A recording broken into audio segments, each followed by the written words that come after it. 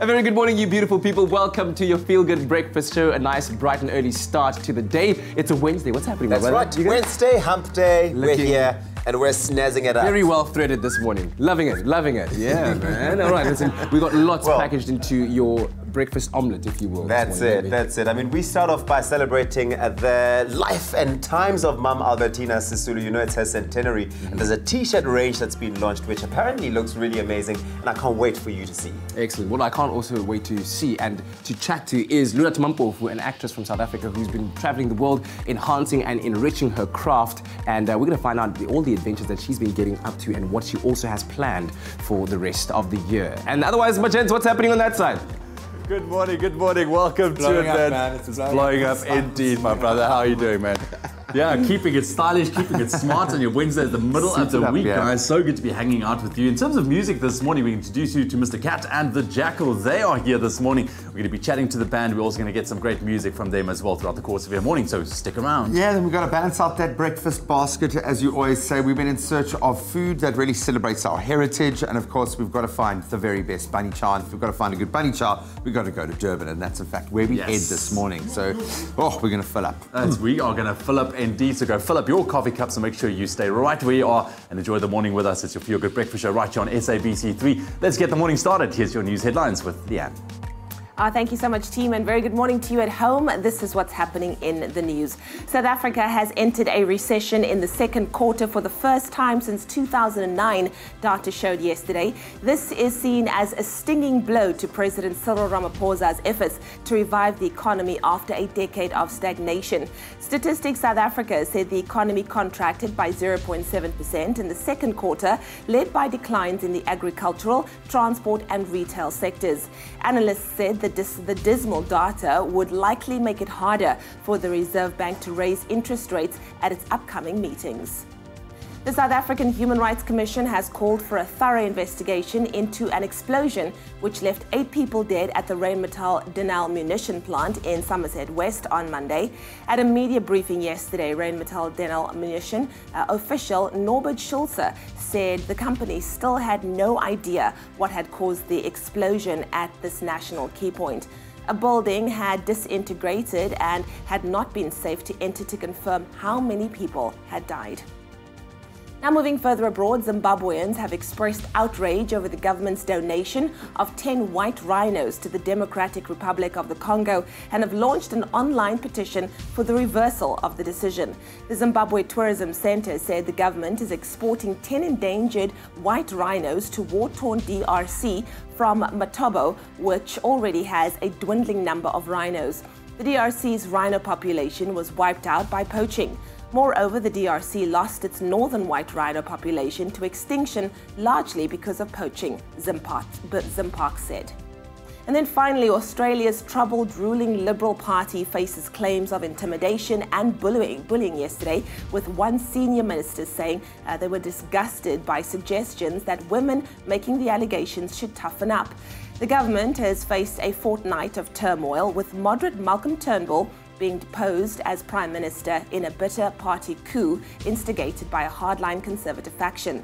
Several high-profile women say they were bullied and threatened during the battle to sway their vote. Conservative Scott Morrison was elected as the new Prime Minister. Well, that was your 6 o'clock news update. Let's get our very first look at what's happening in the world of sport. Graham Richards has those details.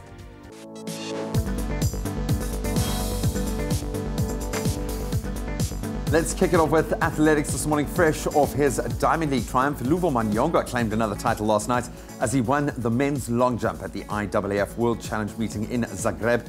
World champion set a new meeting record as well as he took first place with a winning jump of 8.46 meters. Also in action, Singalili Titi finished third in the 200 and 8th in the 100 meters, while Nell finished 5th in the 400 meter hurdles. And on to cricket. Cricket South Africa have confirmed that an ultimate decision on the T20 League will be made this weekend. The tournament's expected to start in November. CSA Chief Executive Thabang Marue stated yesterday that the governing body's board will be meeting this weekend to confirm whether the tournament will go ahead or not. The inaugural Global T20 was supposed to get underway in December last year, however, was postponed at the last minute. Then finally on to tennis, Serena Williams moved into the semi-finals of the US Open this morning thanks to a straight sets win over Karolina Pliskova. In search of her 7th title in New York, the 23-time Grand Slam winner wrapped up the 6-4, 6-3 win in an hour and 26 minutes. Some other results from yesterday, there were wins for Juan Martin Del Potro and Anastasia Sevastova. We'll delve a little deeper into those sports stories as we continue this morning with a shortened headline in a half hour. Just after 6 o'clock, let's quickly take a look at your weather and your temperatures for the first time on your Wednesday morning. Before we do so, though, we've asked you to send in some of your pictures, what it looks like in your parts of the world. Always been great to see what it does look like. And a very good morning to Jason Mayer this morning. Good morning, Jason, and thank you for your picture. You sent us in this picture of a sunrise all the way from Durbanville Hills and Tableview side.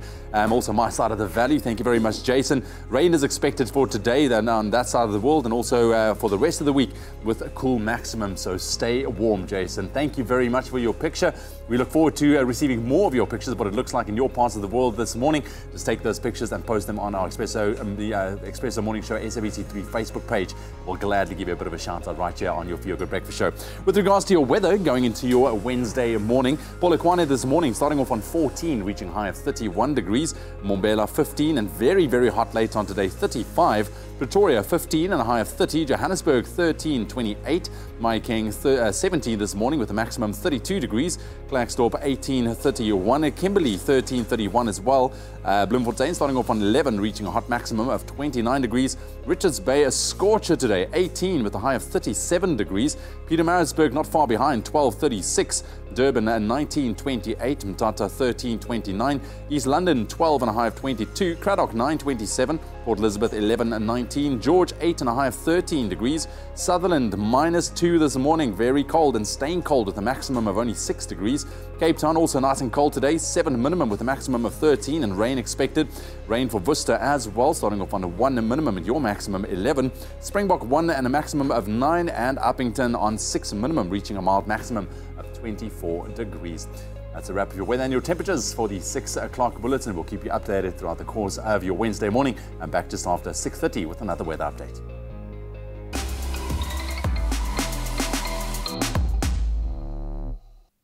Well, a very good morning and happy Wednesday to you. If nobody's said it to you yet, the start of a brand new day. And because we know that life moves so quickly, we want to pump the brakes a little bit, okay? We start the day, the 5th of September, and take a look at what happened on this day in history. Exactly. Well, let's go all the way back to 1666. Where were you, Kat? That's the furthest back we've gone. Yo, I was still, where was it? Wow. Yo, I can't even think about it. Well, we're talking about the Great Fire of London, which came to an end. The blaze destroyed over 10,000 buildings in England's capital. However, only 6 people are thought to have died. That is crazy. That is crazy stuff. And then look at what it looks like restored today. Gorgeous. to its glory. All right, let's take it then back to 1698. So on this day in 1698, in order to westernize his nobility, Tsar Peter I of Russia introduced a tax on beards for all men except those in the clergy and peasantry as well. So men had to pay for their beards and they would receive a beard token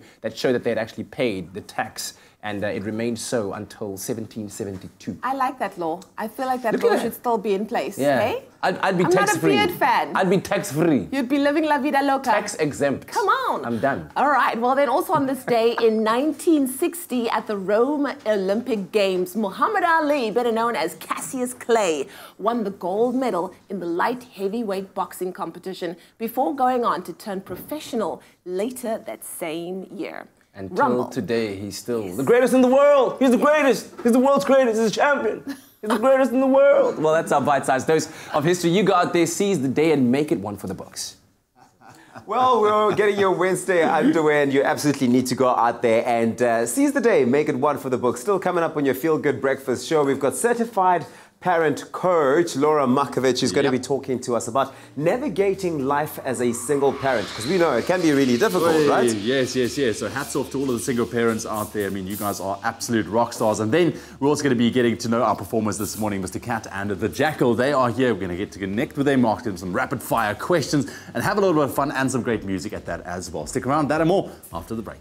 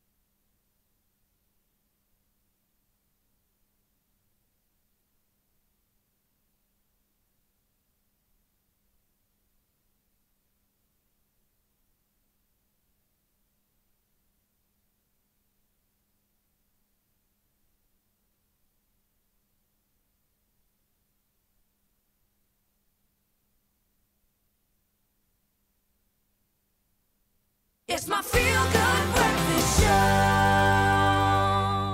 Welcome back to your feel-good breakfast show, Expresso, on a Wednesday, hump day. Now, we've put up a post on our Facebook asking you to send us some midweek motivation. I mean, we all need it. We're diving straight into a recession. There's so much happening. Life gets really busy. And we've seen you coming through with some nice inspirational quotes on there. Nathan Paul says, morning, guys. I like the motivation, which simply says, kindness is a language that the deaf can hear and the blind can see. So go out there and be kind to everybody. That's right. Be kind to everyone, South Africa. Here's another one from El-Marie Prince saying, good morning to the team. You guys inspired so many people, like the picture, to jump, I suppose, like what Kat, you and Graham are doing there. And Bonginkosi Rasi says, don't let anybody cave you in. Your spirit yearns to fly. So go out there on this Wednesday and fly. Why don't you motivate us and inspire us to get into the Wednesday and the rest of the week? Head on over to our Facebook, hashtag Expresso Show. All right. Oh, man, the joys of parenting. Yeah, we're actually reminiscing about them right now. We're actually talking about, well, we all know, I think both of us know, that parenting can sometimes be very tricky, but how much more so can it be when you're doing it as a single parent? And so this week, our parenting expert and coach, Laura Markovitz, joins us to give us some tips on how to do life as a single parent, should you be in that, I guess, unfortunate position. Yeah, man. Laura, welcome to it. There was so much like head nodding going on during that intro, which I think we all feel quite strongly about it. I come from a single parent home. So we know one thing about single parents. They are awesome and they can do pretty much anything. They seem to prove it. But this is exhausting. It's challenging. We're learning as parents in a complete household how difficult it is. What are the first challenges that jump out as a single parent? Yeah, well, I think it's also helpful to think, how many people are we talking about? And if you look at recent statistics in South Africa, only 35% of kids are living with both parents in their homes. Oh, wow. So we're talking a big proportion of kids who are living in single parent homes, predominantly, so 40% of those living with their moms. And yeah, absolutely, there are challenges that come with as part of that package. Yeah. And I think, you alluded to some of them already. It can be exhausting, and depending on the circumstances and how you found yourself in that position, sometimes it's a choice, but often it isn't a choice. It's loaded, yeah. Exactly. And then you've got to navigate the challenges that come with that, which is often financial burdens that you are having to shoulder, having to make big, far-reaching decisions on your own without having a buffer, someone to help you manage those sorts of things. And then really having very little time for yourself beyond sort of parenting and the other challenges that life has. And then also to say, which is something we mentioned before we went on air, is that, it can have advantages as well. So you're not having to navigate different parenting styles or indecision between two parents. Lack of consistency, Exactly. And then also that, a negative presence can be so much more detrimental for kids than no presence at all. So, sometimes it can work to children's advantage. Yeah. We'll come to the navigation of all of these challenges a little bit later on. I want to focus a little bit on the fact that, sometimes you do find situations where the single parent is a father. And so would you say it's equally challenging to be a single father as it is being a single mother? Yeah, I think, you're dealing with the same challenges. And then also, I think particularly for fathers, because there are fewer single fathers around, they can often feel quite isolated. It's less of a support structure. Yes, absolutely. So it's actually finding ways to tap into support structures, tap into networks where you can share with other parents, single fathers, but also single moms and other parents, that you can actually share the challenges, normalize the tricks and the challenges of general parenting, because it can be quite isolating and overwhelming when we're doing it on our own. I think what often happens is then that parent-child relationship within a single-parent home moves into almost an equals kind of friendship-based relationship, because it has to. Something has to change in that dynamic. What do you see specific to single-parent relationships with a parent and child? How does that relationship change? So obviously it's something, we can't say is absolutely generalizable and is very parent-child dependent, but as you say, it can develop, it can develop a friendship style. It can be a very warm, loving, connected family setup. But it can also be an overwhelming one, where you're having to buffer everything all on your own, and there isn't space to be yourself and to really discuss the challenges that are out there. So it can be very depending on who the parent is in the picture.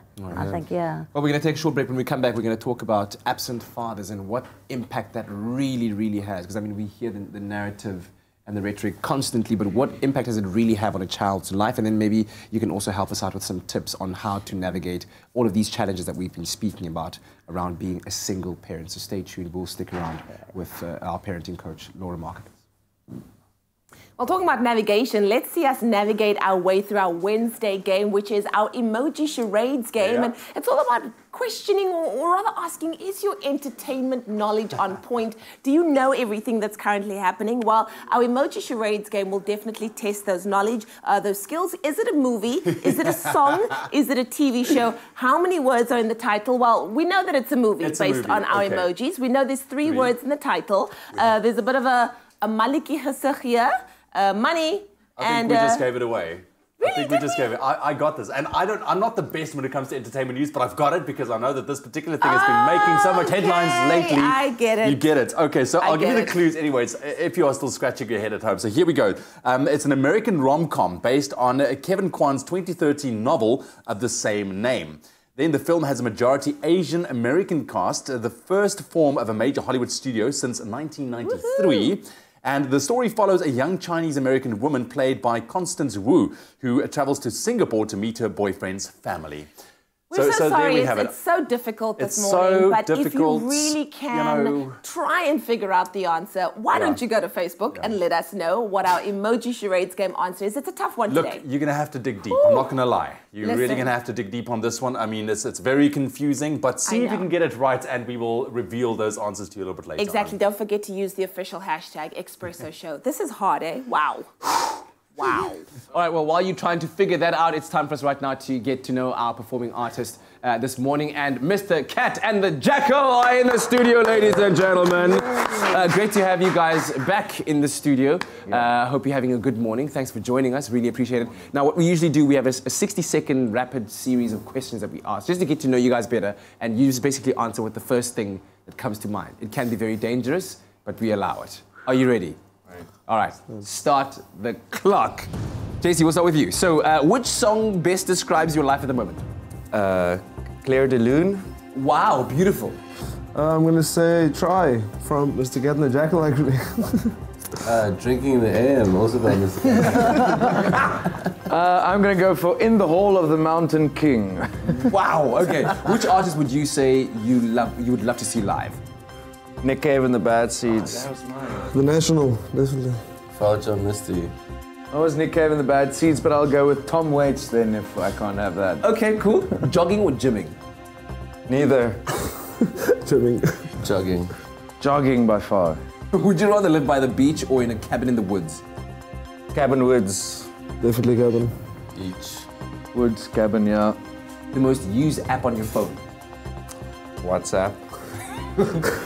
Spotify.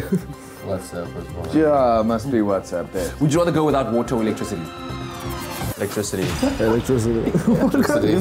Hey, listen, we just want to know how you think, okay? So it's a fun kind of series of questions, but more onto the more serious stuff. It's great to have you back, and we all can't wait to hear the music a little bit later on. But let's talk about the fantastic new layer that you've added to the band. There's a new member, a new Jackal, new Cat.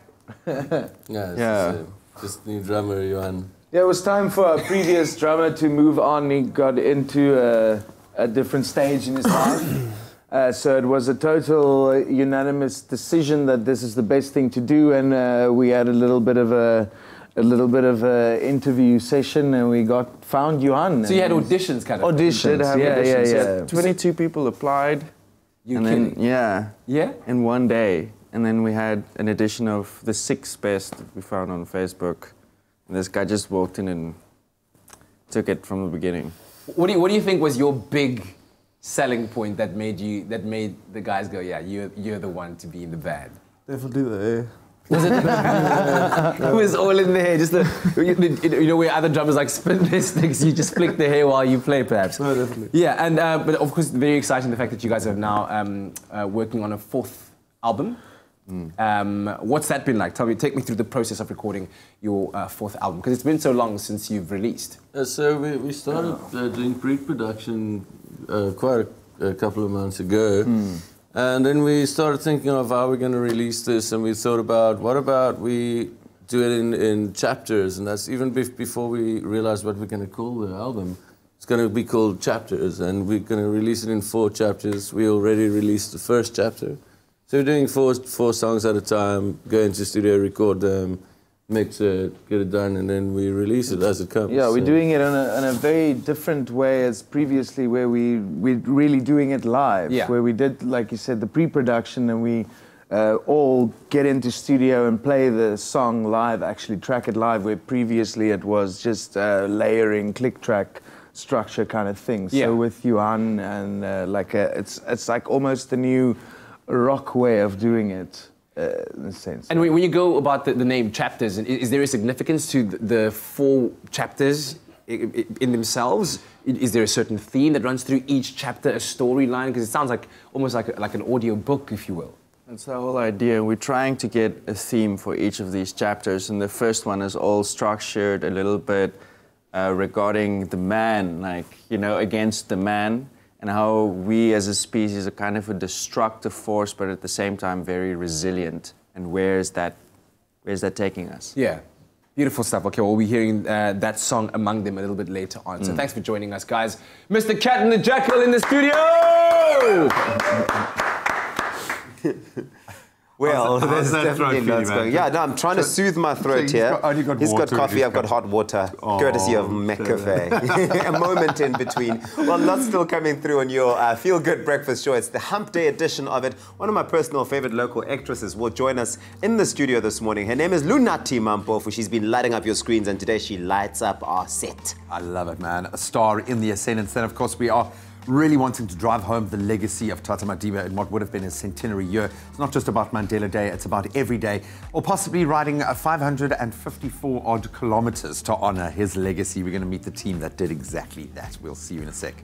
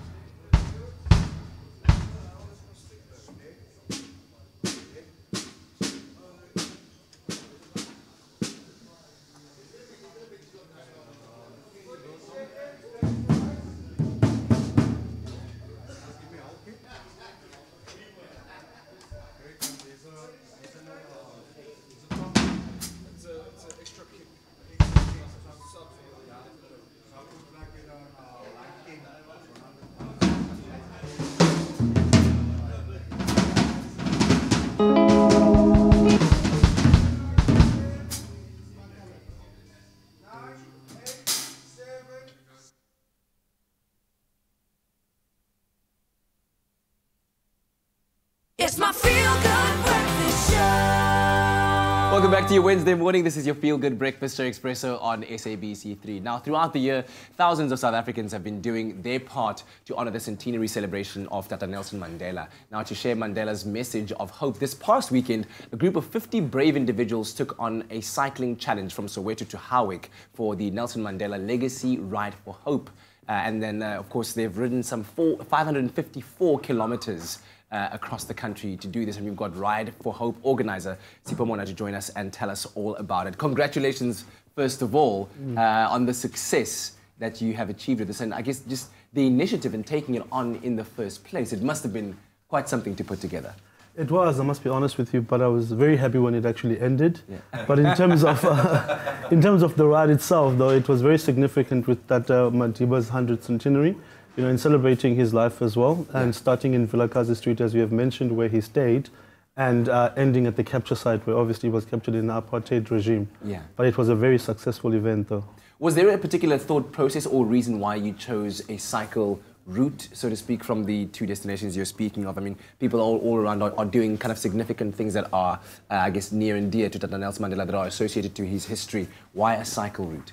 Cycling event it's just probably more picturesque in terms of the route itself, going towards Howick, and at the same time, coming from a cycling background, we thought that, but nobody's actually tapping into that market, so we decided that there was a niche in that market, and we actually exploited it.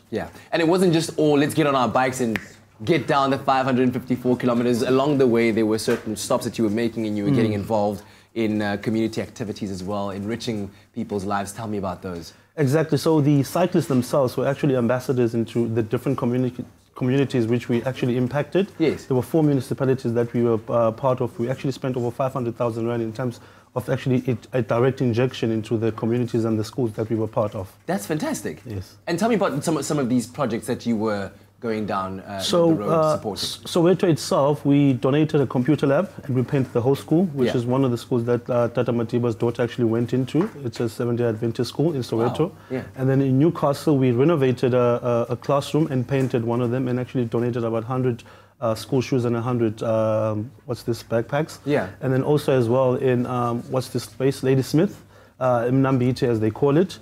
We built a classroom, a fully fledged classroom in Mnambiti, and in Howick at the end, we then donated 100 school shoes and 100 school bags. That's brilliant. Yes. That's brilliant. I mean, I'm sure it's hard to pick, but is there a standout memory or moment for you throughout this Ride for Hope cycle that you did? There was a couple, but one of them was on the first day, where at the school, the principal of the school in Vilakazi Street in Soweto was so emotional that she actually wept when she was being interviewed by the media. Wow. Just mentioning that the school has been operating since the 1950s and they've never had computers in their school. It was the first time that they were now going to be using computers. So it really, made us see that, what we were doing was actually worthy, and it actually impacted the whole community rather than the school itself. What is the big message that you are trying to send to South Africans out there, bringing people together in this manner and being able to allow them to connect with communities along the way and to make a difference?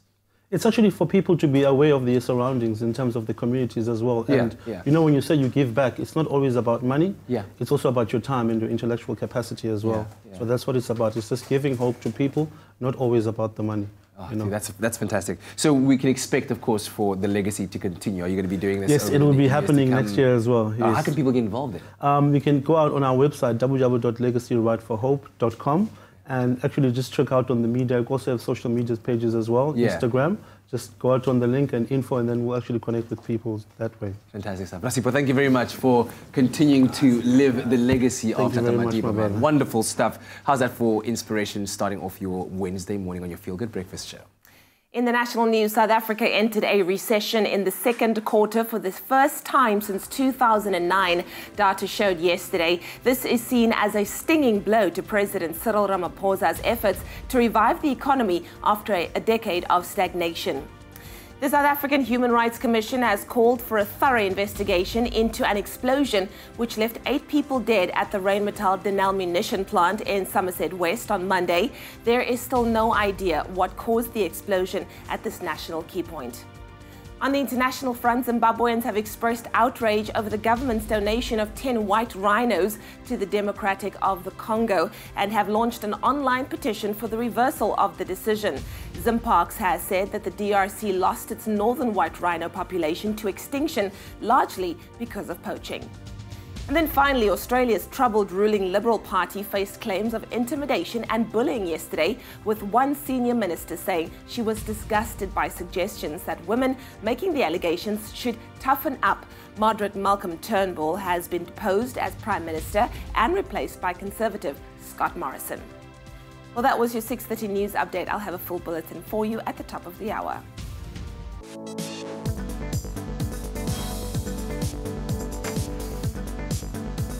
We kick it off with athletics this morning, fresh off his Diamond League triumph. Luvo Manyonga claimed another title last night winning the men's long jump at the IAAF World Challenge meeting in Zagreb. Then in cricket, finally, we will have a decision. Cricket South Africa have confirmed that an ultimate decision on the T20 League will be made this coming weekend. And finally, in tennis, Serena Williams moved into the semi-finals of the US Open this morning thanks to a straight sets win over Karolina Pliskova. Elsewhere, there were wins for Juan Martin Del Potro and Anastasia Sevastova. More on all of those stories on the top of the hour.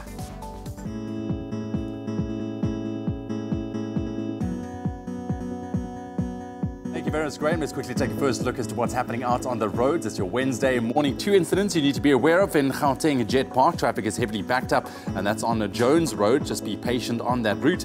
And then over in Linwood, there has been an accident on the N1, that's northbound, before Linwood Road, causing delays approaching the scene. Just be aware of those 2 incidents, and if you're still heading out on the roads, it is still nice and early, especially down in the mother city. The roads are wet. Drive with care. Let's get into your weather right now. We've asked to see some of your pictures, what it looks like in your parts of the world. And we got some beautiful pictures yesterday and over the course of this week so far as well. But this morning, here's a picture from Michelle Perch. Thank you very much, Michelle. That's a beautiful picture from a pink skyline from the waterfront in Cape Town. It looks stunning, the mother city. Of course, rain is expected still for Cape Town today with chilly temperatures and also some rain expected for the rest of the week as well. Michelle, thank you very, very much for your picture. Really appreciate you taking the time to send us that picture. But we'd still love to see what does it look like in your part of the world. Take those pictures, maybe a beautiful sunrise this morning, and post them to our Expresso Morning Show SABC3 Facebook page.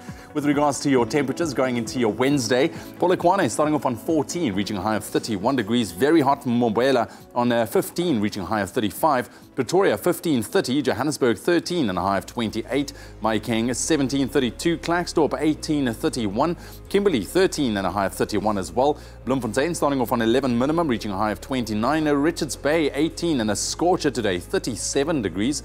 Pietermaritzburg also very hot, 12 and a high of 36.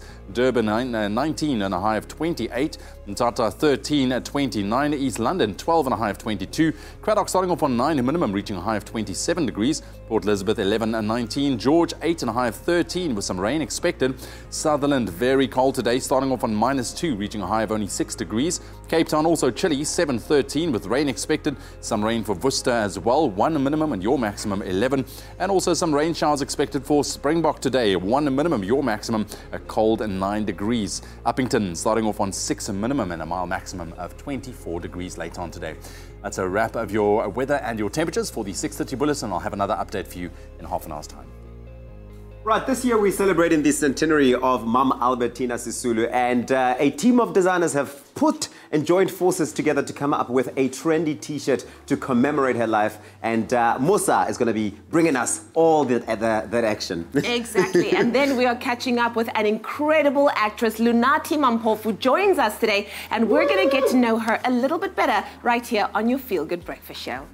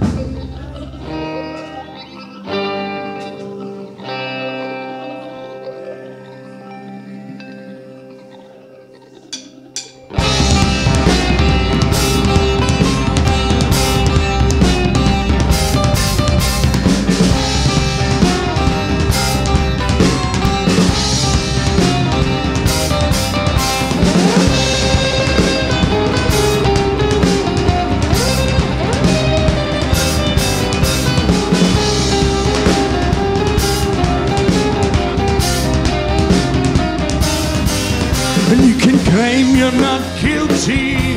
Wash your hands in innocence.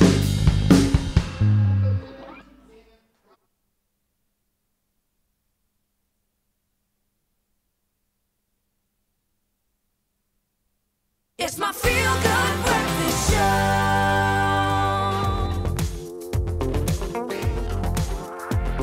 Welcome back to your feel-good breakfast show. It's Expresso right here on SABC3. A gorgeous Wednesday morning, and we're joined by the amazing Lunati Mampofu on our feel-good breakfast show. How are you? I'm good. I'm loving everything this morning. Yeah. Everything. Let's start with the hair. I'm loving the hair. I'm living for it. Hey. It's got a life of its own. I mean, have a look at that. Woo, we're going to get into that a little bit more, but there's something that we need to get into, some local entertainment news. I'm going to let you do this one because I feel a certain kind of way about this story. Okay, I'll take it. I'll take it. I'll help you out here. Rapper Jub has once again addressed his weight gain, explaining that it sometimes bothers him that he's gained weight when he's performing.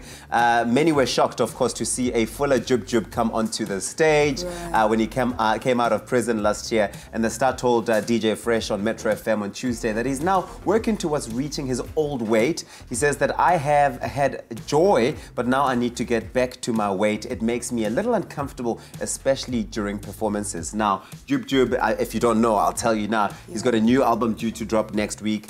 He's been performing like a beast, apparently. But he admits that even if he has all the energy in the world, it catches up with him by song 4. And he says, by the time I'm doing the 4th song, I'm sweating buckets about his struggles with his body, I suppose. Now, as you know, he was jailed for his part in a car crash that left 4 children dead in 2010. And shortly after being released on parole, Jub joked that he went into prison sexy and came out fat, he says. In an interview with DJ Speedstar, he says, I went in a sexy guy and came out fat. I didn't have time to gym because I was writing and praying so much. Prison is everything you think it is and so much more. It's a school of hard knocks and survival of the fittest. It's not good.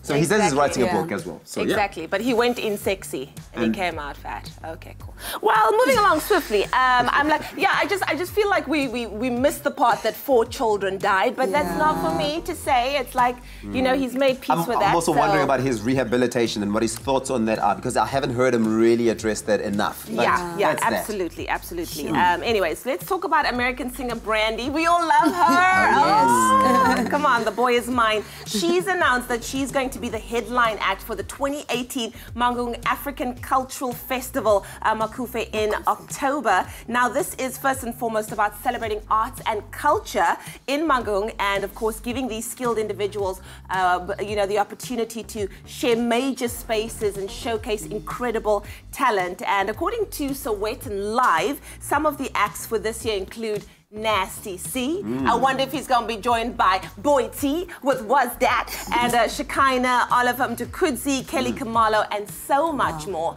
But I think it's going to be absolutely amazing. So it's going to be wonderful to have Brandy on our shores again. Yeah, we love her. We certainly do. Someone who we also love is Lunati, and we're going to be chatting to her after this.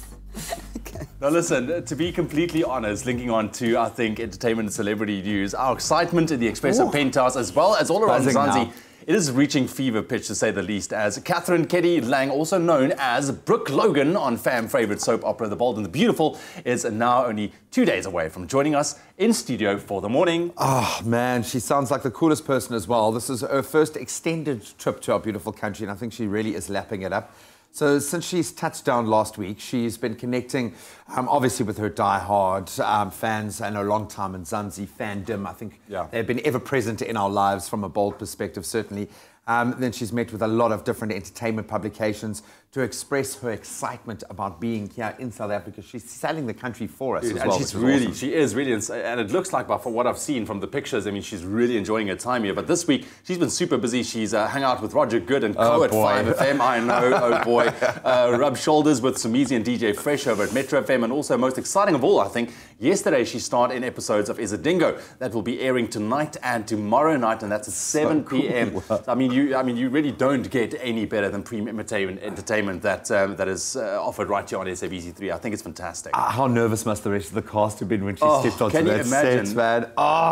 If you want the opportunity to meet her today, she's going to be at some malls. She'll be doing visits across the land.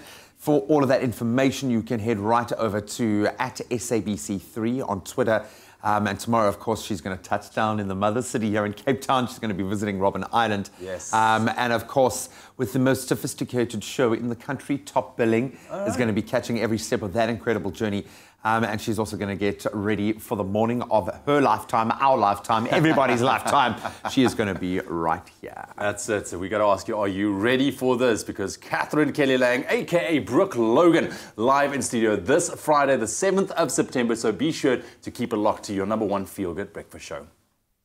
So next we're bringing 3 powerful symbols together. The first one is the crisp white of a nurse's uniform, which for so long holds that very, very hard-earned respect that we know it has in our country. And second, an emotive symbol and slogan to shift the mind and move the heart. And of course, thirdly, a strong woman and a mother figure who has led and guided us. Bring that all together in one T-shirt, and it's definitely going to add to being a powerful symbol. August is Women's Month, and what better way to celebrate it than with the centenary celebrations of Shiro Ma Albertina Sisulu. We're at Sandton City at the launch of her centenary T-shirts in support of her Nurses Fund. Often referred to as the mother of the nation, Ma Sisulu was a political activist, a nurse, and one of the most important leaders of the anti-apartheid resistance in South Africa. What role does the launch of Ma Sisulu's centenary T-shirts play for the Nurses Fund?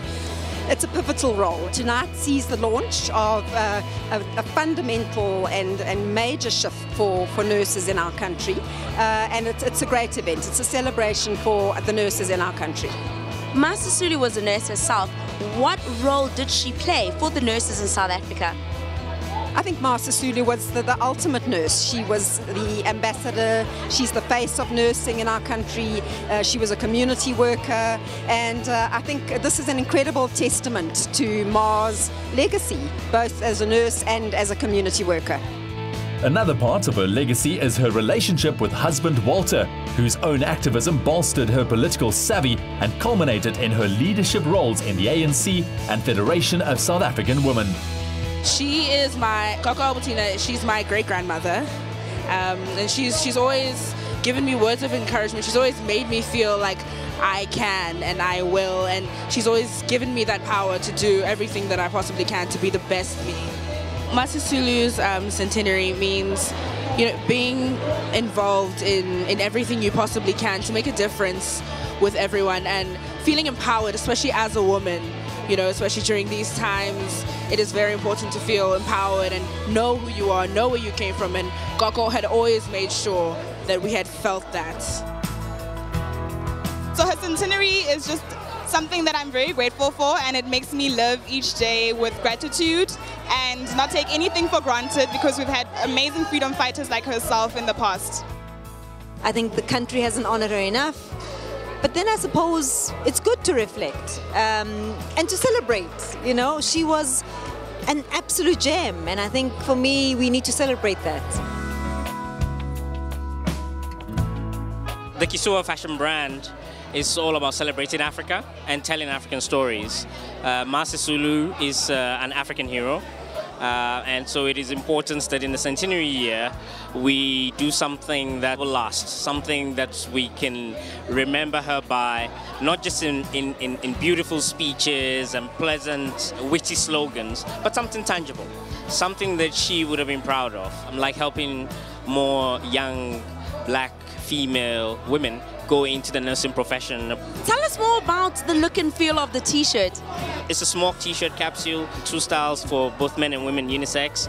There's also the 1956 T-shirt, which celebrates the marches. Ma Sisulu was an organizer of that march. Not a lot of people know that. That T-shirt also has the words Mpokod, celebrating the strength and the power of women.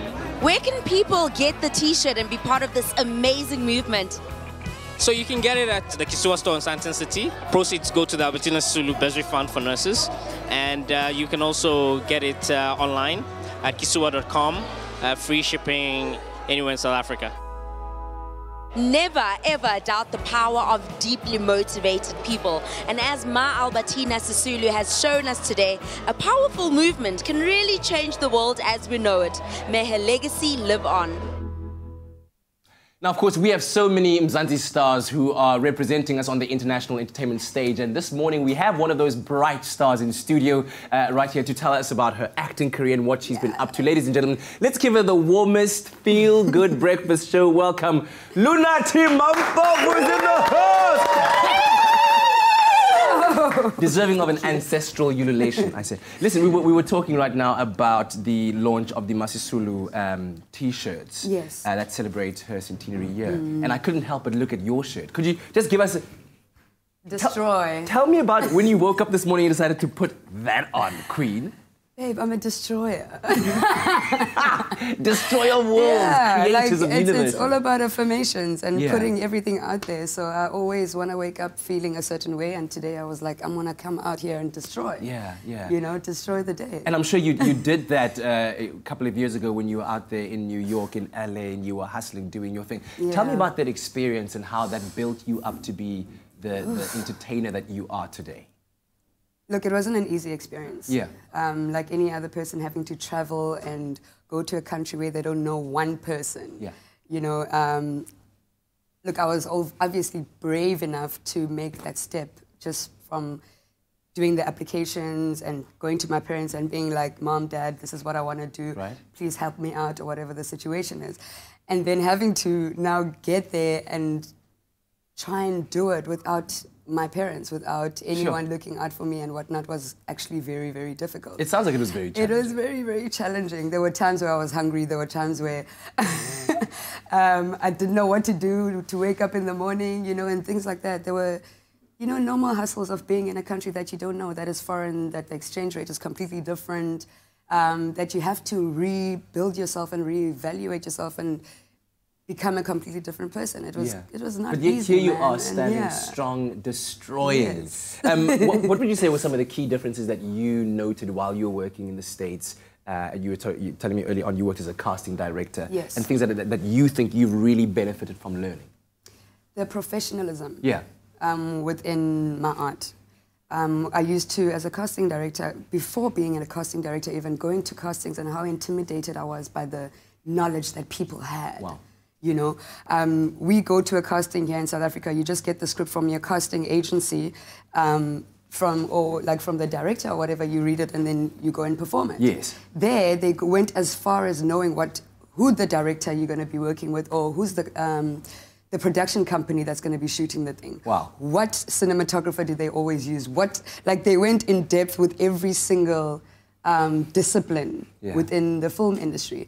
And that made me realize that I'm actually not serious. Like, I don't know what I'm doing. Headshots, show reels, and all the different things that we just hear about but never actually take seriously. They take those things very seriously, that side. All right, but now here you are, taking over Mzansiwood, as it were. Yes. What projects are you currently working on, and what exciting things can we look forward to in your future? Oof.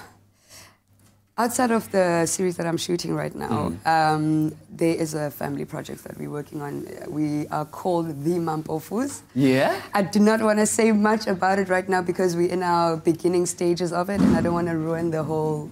The build-up and the hype behind it? Okay, okay. But Sounds there's something fun, huge happening between the Mampofu family and the industry, the corporate... You know, every single aspect. We're going to be bringing something nice and warm. Sounds like something destruction is fun. on its way. I was asking you earlier on, is there like a bit of a healthy competition between you and your brother Oros? Because you're both in the arts, you're doing it really, really well. Is there competition? If there is competition, yes, like you said, it is healthy. You know, it's between me and him, just trying to build each other as siblings and as artists at the same time. You know, I don't think there's anything beyond that. Yeah. We all understand that like things and timing and whatever happen differently in life. So it's a matter of building this dynasty of the Mampofus and making it taking it where we want it to go. All right. And I see that you're also trying to encourage people out there in the fitness scene. You're doing the most. What's your goal with that? Tell me about that. What's my goal? I actually think I'm going to venture into fitness at some point. Whether it's through, I don't know, like I haven't thought about it in depth that way, but I know that I'm going to venture into it. Yeah. And largely because I wasn't always like this. All right. And now you want to show people how to get to where you are, be inspired by it. To be healthy. I'm vegetarian. I live a healthy lifestyle. I practice that all the time. So. Yeah. Well, thank you very much for the inspiration that you brought to us on this Wednesday morning, and we wish you all of the best with all of the adventures going forward into the year. Ladies and gentlemen, Mzansi across the board. Lunacy Mampofu. Come on! Come on! Hey, man, keep a lookout for this young, dynamic young woman, man. She's absolutely phenomenal. We're going to take a very quick break. These guys are ready to rock and roll this morning. They're going to bring in their awesome tunes. They are Mr. Cat and the Jackal. Look forward to performance after the break. Stick around. And then we're going to Durban. From that, we're going to Durban and checking out the hottest bunny chows you can find there. So stay with us on your Feel Good Breakfast show after the break. Join the party on Top Billing this Saturday evening as Boiti Tulo styles her new line of jumpsuits and jackets, then dishes up some shemurai, her kicking out of self-defense. We meet Inga Gubeka, the man behind his own premium African luxury brand, and taste the reason why Italian stallion Alessandro Cugiane's Santon restaurant has a waiting list a month long. That's Top Billing this Saturday at 6. Repeat Sunday at 12 on SABC3. The stage is yours.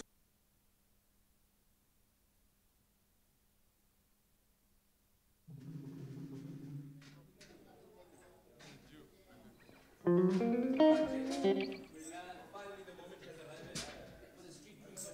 right.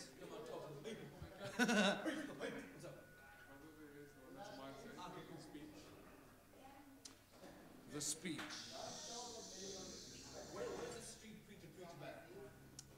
Bullshit, and that's the premise of the whole thing. It's the crap. This person's talking. Yeah. Crazy people on the street. You've seen them. Yeah. You want to look at it like that? Yeah. Go both ways. Yeah.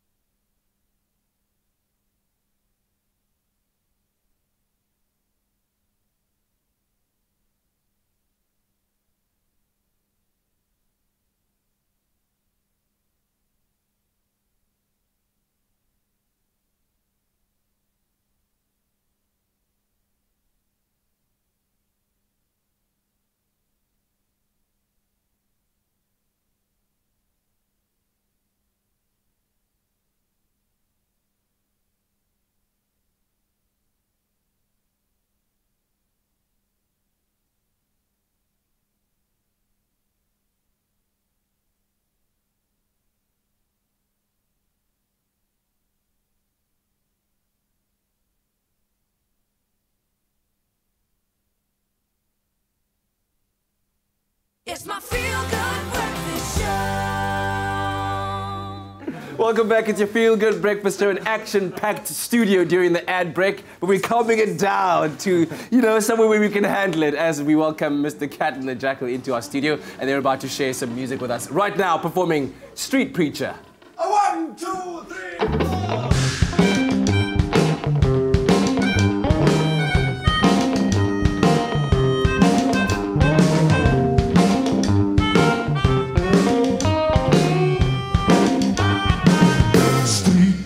Street preacher, come on, preaching to me. Telling me he used to be a broken man, but now he's free. Telling me it's the first time in his life that he's truly ever been happy. Street preacher, street preacher, come closer, won't you please tell me? How did you get from the darkness to the beam of light I now see? Oh, won't you please tell me, street preacher, why don't the same thing happen to me? Street preacher, telling me things I just can't believe. Telling me I can be forgiven for any who and everything. Telling me all my sins have been paid for before I even did anything.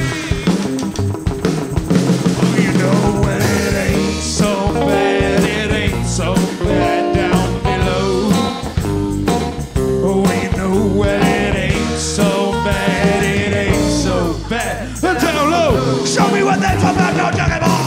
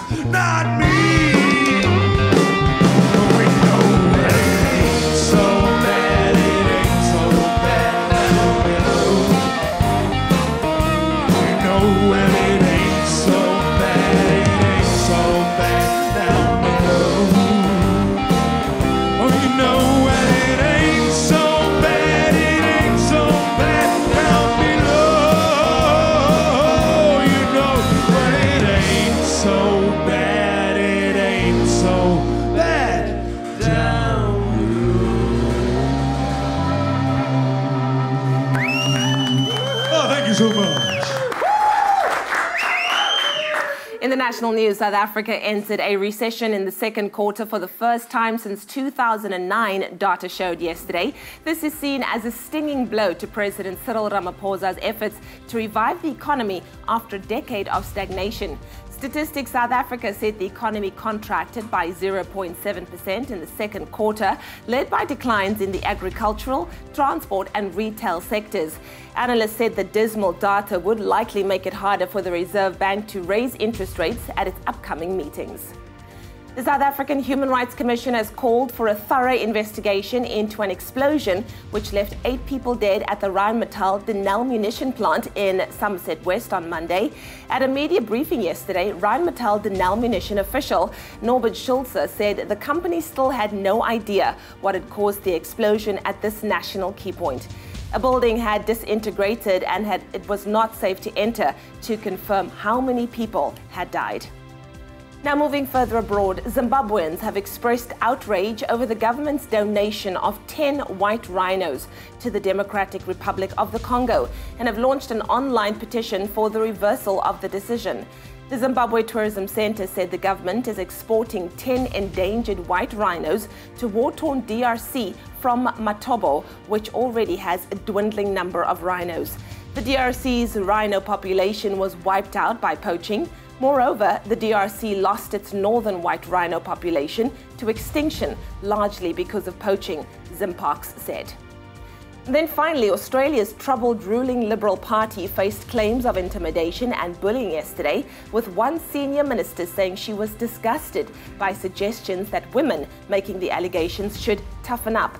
The government has faced a fortnight of turmoil, with moderate Malcolm Turnbull being deposed as Prime Minister in a bitter party coup instigated by a hardline Conservative faction.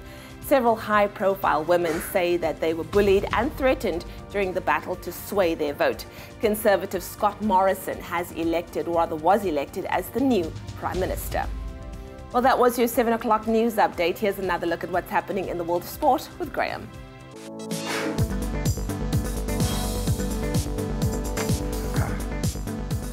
We start with athletics this morning. Fresh off his Diamond League triumph, Luvo Manyonga claimed another title last night as he won the men's long jump at the IAAF World Challenge meeting in Zagreb.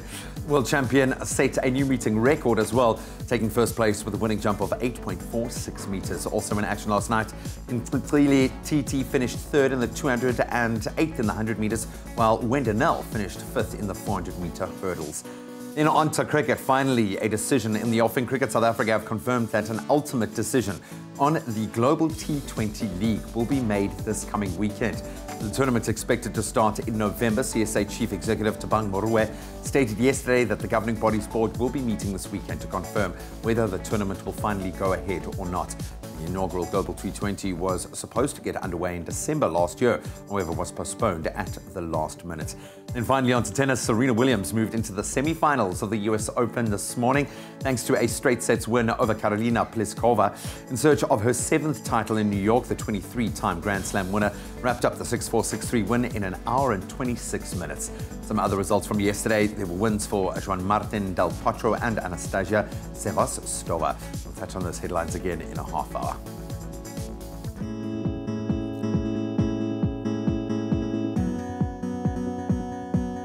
Right, let's get into your roads once again. It's your Wednesday morning. 2 incidents you need to be aware of. Firstly, in Gauteng and on Monday, there has been an accident on the M1 that's northbound. That's before Xavier, causing heavy delays in the area. And then in the Western Cape in Stellenbosch on Stellenbosch Arterial, there's been an accident just before Erica Drive and the left lane is obstructed, causing heavy delays there as well. Please be aware of those two. And also, if you are still heading out on the roads, drive with care. This is your Wednesday morning. More than a club, more than an appliance brand. Defy.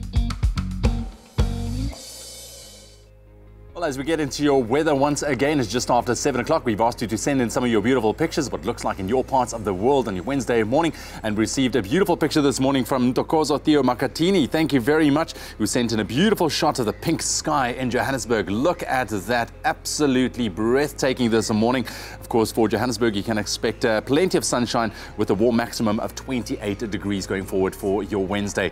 Thank you very much for that picture, Ntokozo. We continue, or we appreciate your pictures. Please take them. Send them to us, post them on our Expresso Morning Show SABC3 Facebook page, and we'll gladly show them right here on your Feel Good Breakfast Show.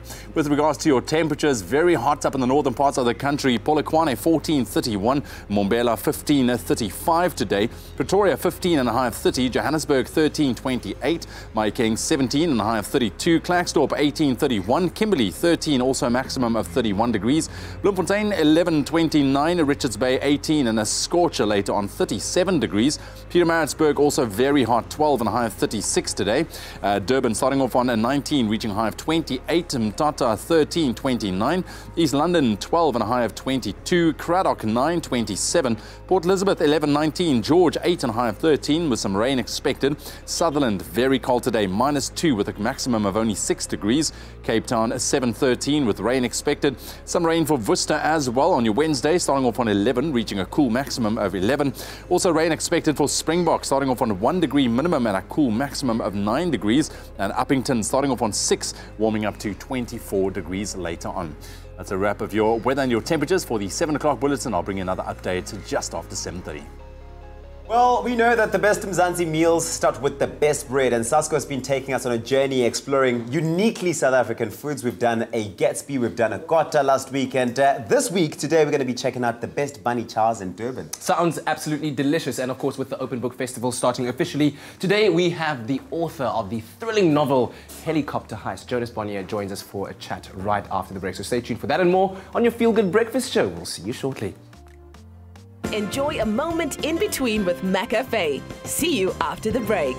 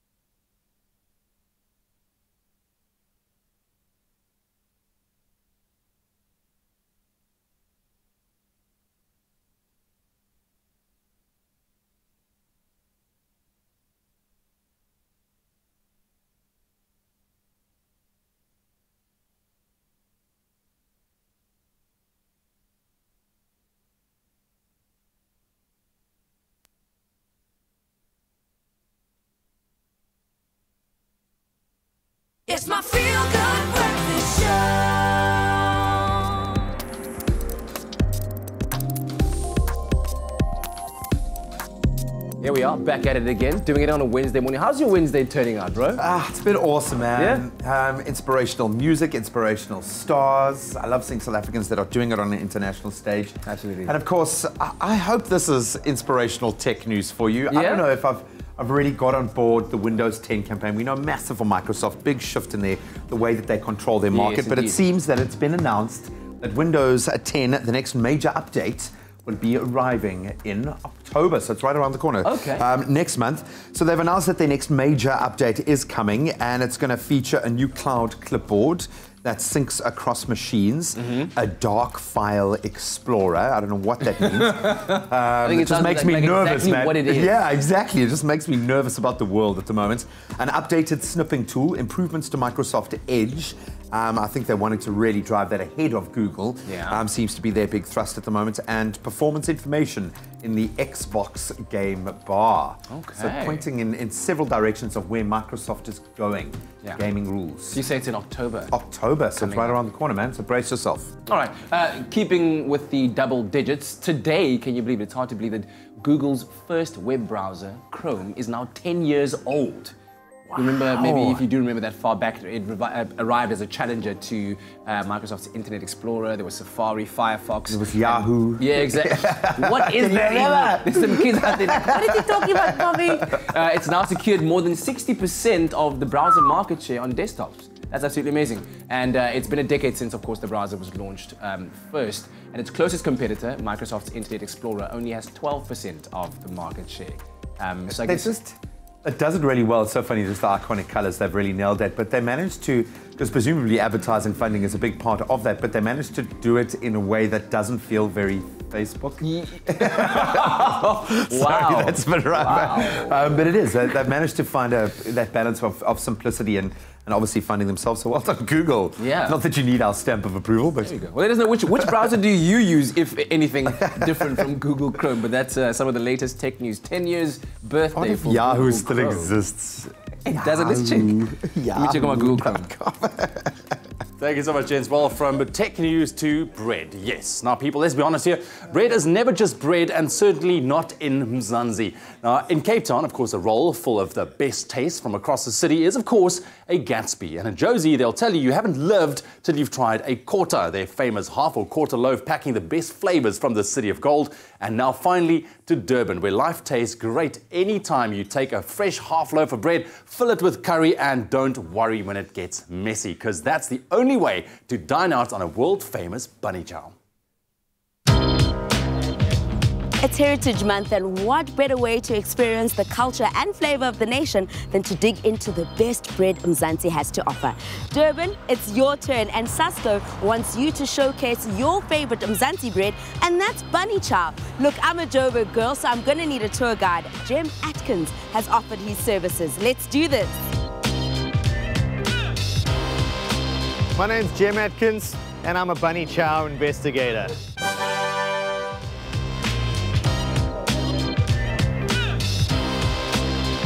Welcome to Durban, man.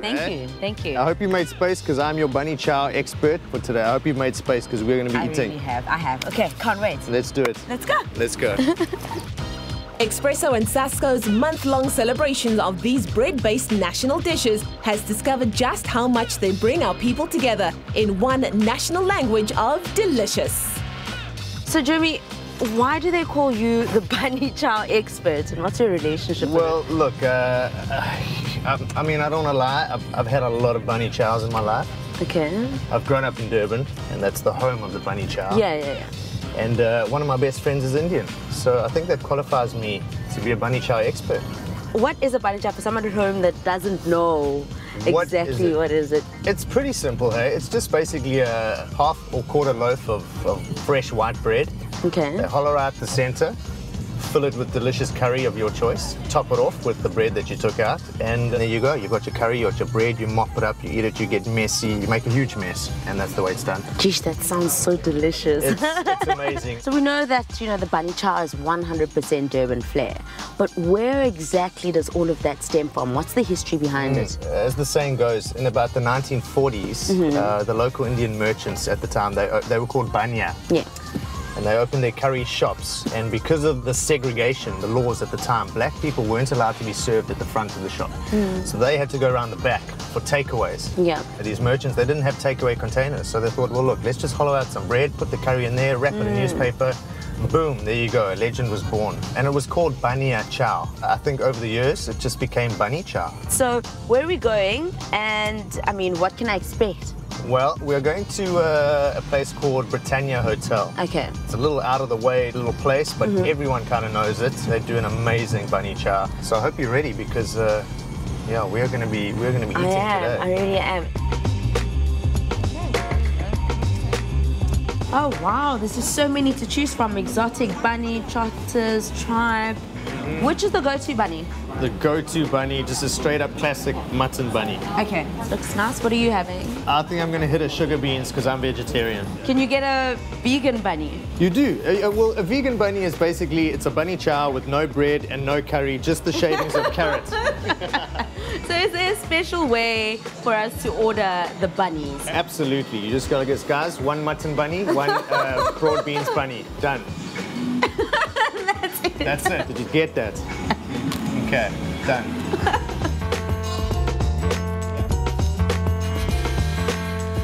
Thank you. All right, so I've got the perfect place to enjoy these. Okay. This is Durban. We're going to the beach. Let's go. Let's do it.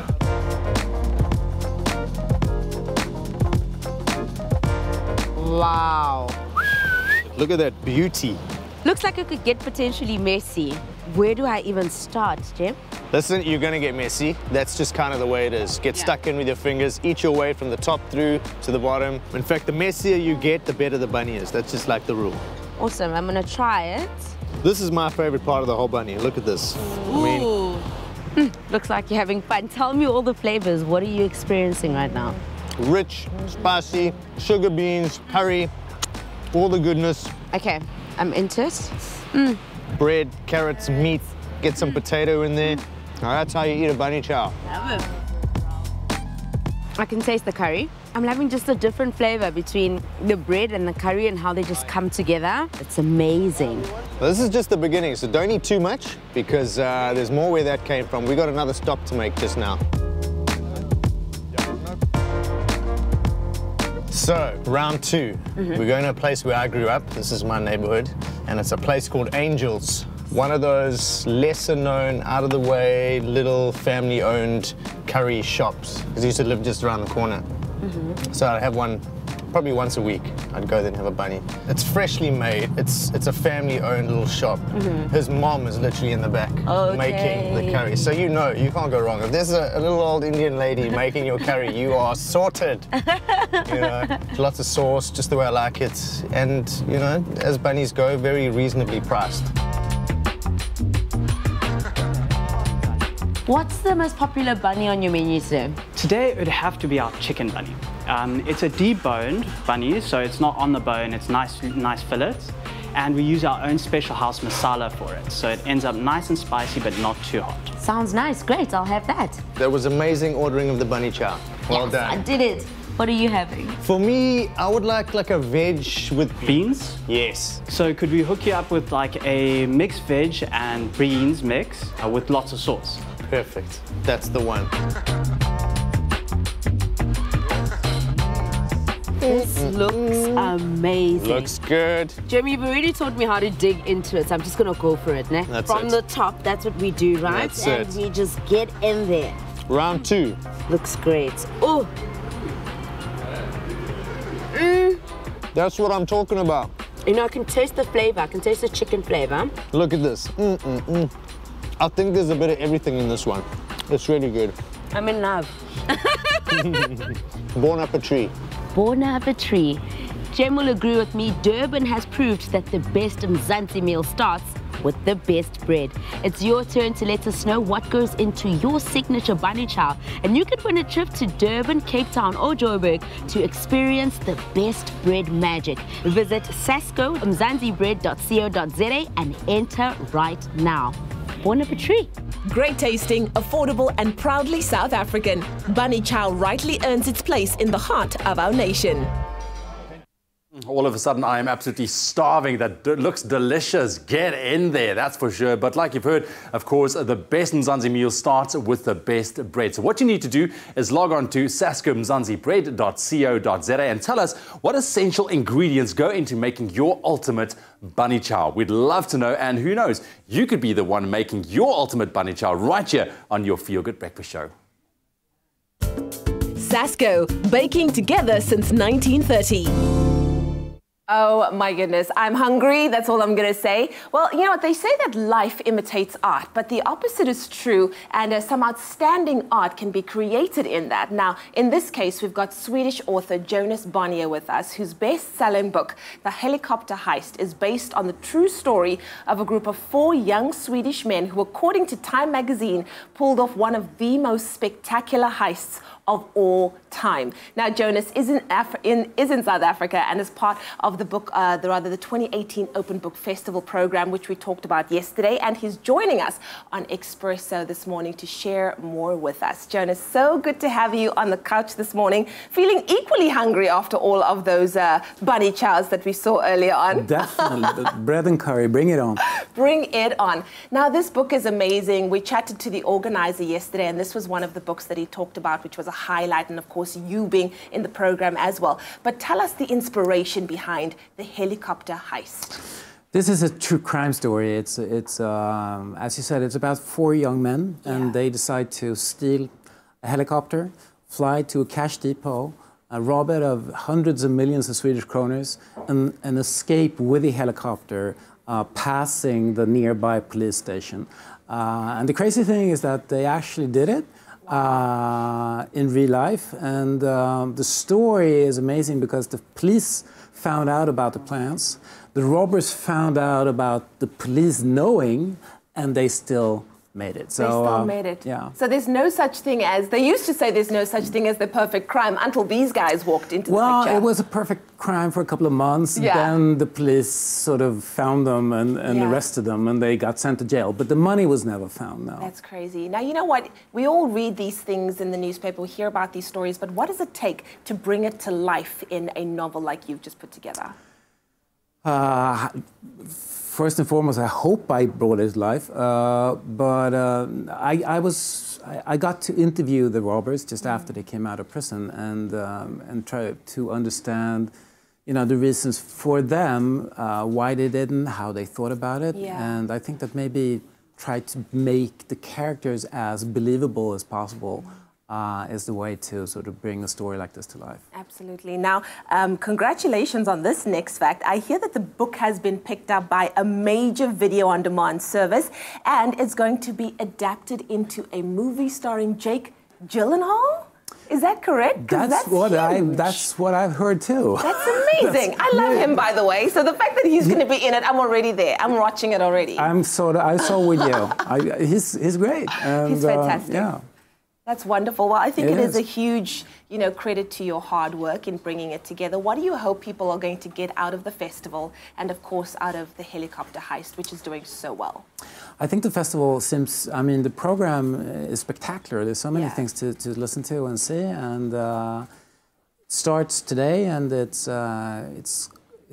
going on until Saturday, and no, so it's a vast program of things you want to listen to. So I love it. I'm excited about it. I'm definitely excited. I think we all need to go and check it out. Thank you so much, Jonas, for being here, for bringing this incredible work into our lives, and of course for that film, which hopefully will be made starring Jake Gyllenhaal. Yeah, thank you so much. So exciting. Thanks. Well, the Open Book Festival starts today and runs up until the 9th of September at various venues in and around the Fugard Theatre. You'll be able to catch and engage with Jonas at a couple of the events on the 2018 program. So for all the information on the events and, of course, the purchase of tickets, you can make sure to head over to openbookfestival.co.za.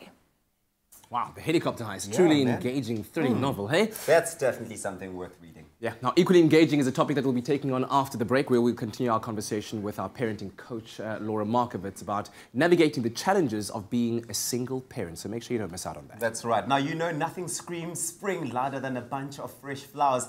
Alwyn from Woolworths joins us, and we're talking all the flowers you need to have in your house. All this and more in your Feel Good Breakfast show after the break.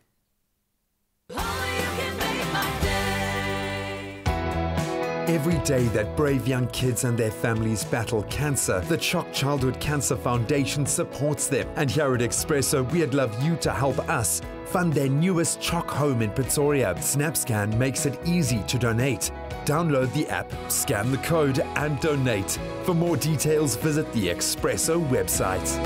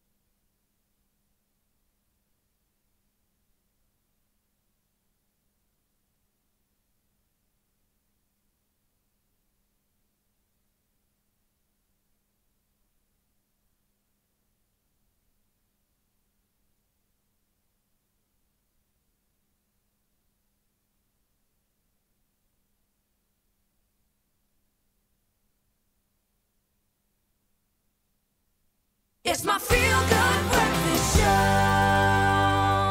Welcome back. You're live with Express on a beautiful Wednesday morning. Right now, we are speaking to single parents out there. We commend you on living an incredible life, but we know there are some very particular pressures that come with navigating those tricky waters. We've got our parenting coach, Laura Markovitz, in the house. Thank you so much for joining us. Yeah. Laura, if we had to recap our previous conversation about the challenges and the solutions or the way to navigate them, what would you say is the ultimate toolkit to have, your best tips and advice? Yeah, so I think the ultimate toolkit, I think if I had to say in a nutshell, is really making sure that there's time and space to take care of yourself. Because, you know, I mean, it's the kind of old saying of that you've got to put the oxygen mask on yourself first before you can take care of everyone else. Wow. So it really is making sure that you've got time and space and the support structures and tapping into those support structures so that you can find time to take care of yourself, because single parenting can be very overwhelming. So don't try and do it alone and be the hero that can just manage everything, even though you can feel the pressure on you. Yeah, absolutely. I mean, it's easier said than done. Maybe you can give a practical step. I'm constantly thinking about my own mother who kind of goes into that. She even does it now as a pattern where she just goes into survival mode, where she just does what she has to do. How do you force yourself to put on the brakes and think about yourself when you've weighed down by such responsibility and all these other kind of factors? Maybe some practical advice on how you can do that for yourself. Yeah, and I think it's a great question, because absolutely, it's easier said than done. I can imagine a whole lot of single parents sitting there going, oh, very nice to say. But I mean, in reality, and I think it starts with recognizing that it needs to be a priority. And then it's about having routines and structures in place to try and manage the chaos. So it really is finding whether it is an hour a week that you can get a granny involved or a friend or an aunt to watch the kids, but something that you are able to bring in a sustainable way. So not those sort of big ticket items like a week on an island, but if you can do that, absolutely go with that if you can get it in. But really, the sustainable stuff that can help you deal with things in a manageable way, so that there isn't the burnout, there isn't the fallout, because that's really what helps define single parenting. You know, yes, it's challenging, but if you are managing it in a way that has structures and routines in place, then of course you can get out there. You can get out, absolutely. Earlier on, I alluded to households without fathers and the kind of damage that can be done by not having a father there. And also, if I could double up on the question by asking what conversations single parents should be having with their children. You know, not to necessarily make up that gap, because you can't make it up. But in order for your child to kind of understand the circumstances that you're in, because when I think back, I don't really remember me and my mom having that conversation about, so your dad isn't here, therefore this and that. I just knew that he wasn't there and why he wasn't there. And I was left to kind of find my own answers and make my own conclusions until later on in life when I can as an adult ask those questions. You've had to process it as an adult. Exactly. So, again, a great question, because I think that's exactly it. Is, you know, yes, there's research that shows sometimes without having a father present, some boys are more aggressive. Sometimes girls suffer with self-esteem issues, but you know it can go either way. What really defines what happens is how things are managed, and I think it is acknowledging. Well, I think it's twofold. One is I think it's acknowledging your specific experience, so being able to have those conversations. You know, talking about the fact that your dad's not around or your mom's not around, to be able to acknowledge that and hold that, and then at the same time trying to make sure that your family structure does feel whole and does feel good enough, and that it does feel like a healthy, solid family unit. And that comes with talking and sharing memories and acknowledging your particular situation and your particular family story. Because let's not kid, families come in all shapes and sizes. Every family has their history. That's the bottom line. And I think have a laugh as well, but I think it's good to take on board that it's a two-way thing. It's not just you telling your child what their life is like, but it's having a conversation about what it means to them as well. That changing role. Wow. Absolutely. Laura, thank you very much for joining us this morning. Can we have another Yeah, hour, we do need another hour to talk about this, but we certainly hope that the conversation and the insights were enlightening to you. Share your thoughts with us, of course, on social media, and we'll be doing this again, of course, next week. Thank you so much, Laura. Thank you. In the national news this morning, South Africa entered a recession in the second quarter for the first time since 2009, data showed yesterday. This is seen as a stinging blow to President Cyril Ramaphosa's efforts to revive the economy after a decade of stagnation. The South African Human Rights Commission has called for a thorough investigation into an explosion which left 8 people dead at the Rheinmetall Denel munition plant in Somerset West on Monday. There is still no idea what caused the explosion at this national key point. On the international front, Zimbabweans have expressed outrage over the government's donation of 10 white rhinos to the Democratic Republic of the Congo and have launched an online petition for the reversal of the decision. Zimparks has said the DRC lost its northern white rhino population to extinction, largely because of poaching. And then finally, Australia's troubled ruling Liberal Party faced claims of intimidation and bullying yesterday, with one senior minister saying she was disgusted by suggestions that women making the allegations should toughen up. Moderate Malcolm Turnbull has been deposed as Prime Minister and replaced by Conservative Scott Morrison. Well, that was your 7:30 news update. I'll have a full bulletin for you at the top of the hour.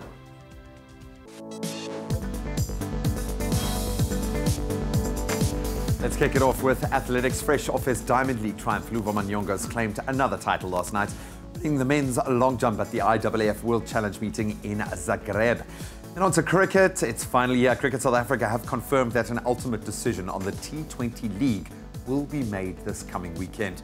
And in tennis, Serena Williams moved into the semi-finals of the US Open this morning, thanks to a straight sets win over Karolina Pliskova. Elsewhere, there were also wins for Juan Martin Del Potro and Anastasia Sevastova. More on all of those stories at 8.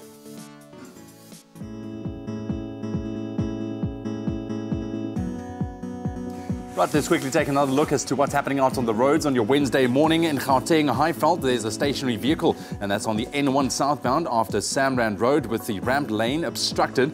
And then in Buccleuch, further down the N1 southbound, there's a stationary vehicle after Allendale Road. One lane has been blocked, and just keep a look after that. That is causing some delays. That's what I have for you in terms of traffic. If you're still heading out on the roads, please drive with care.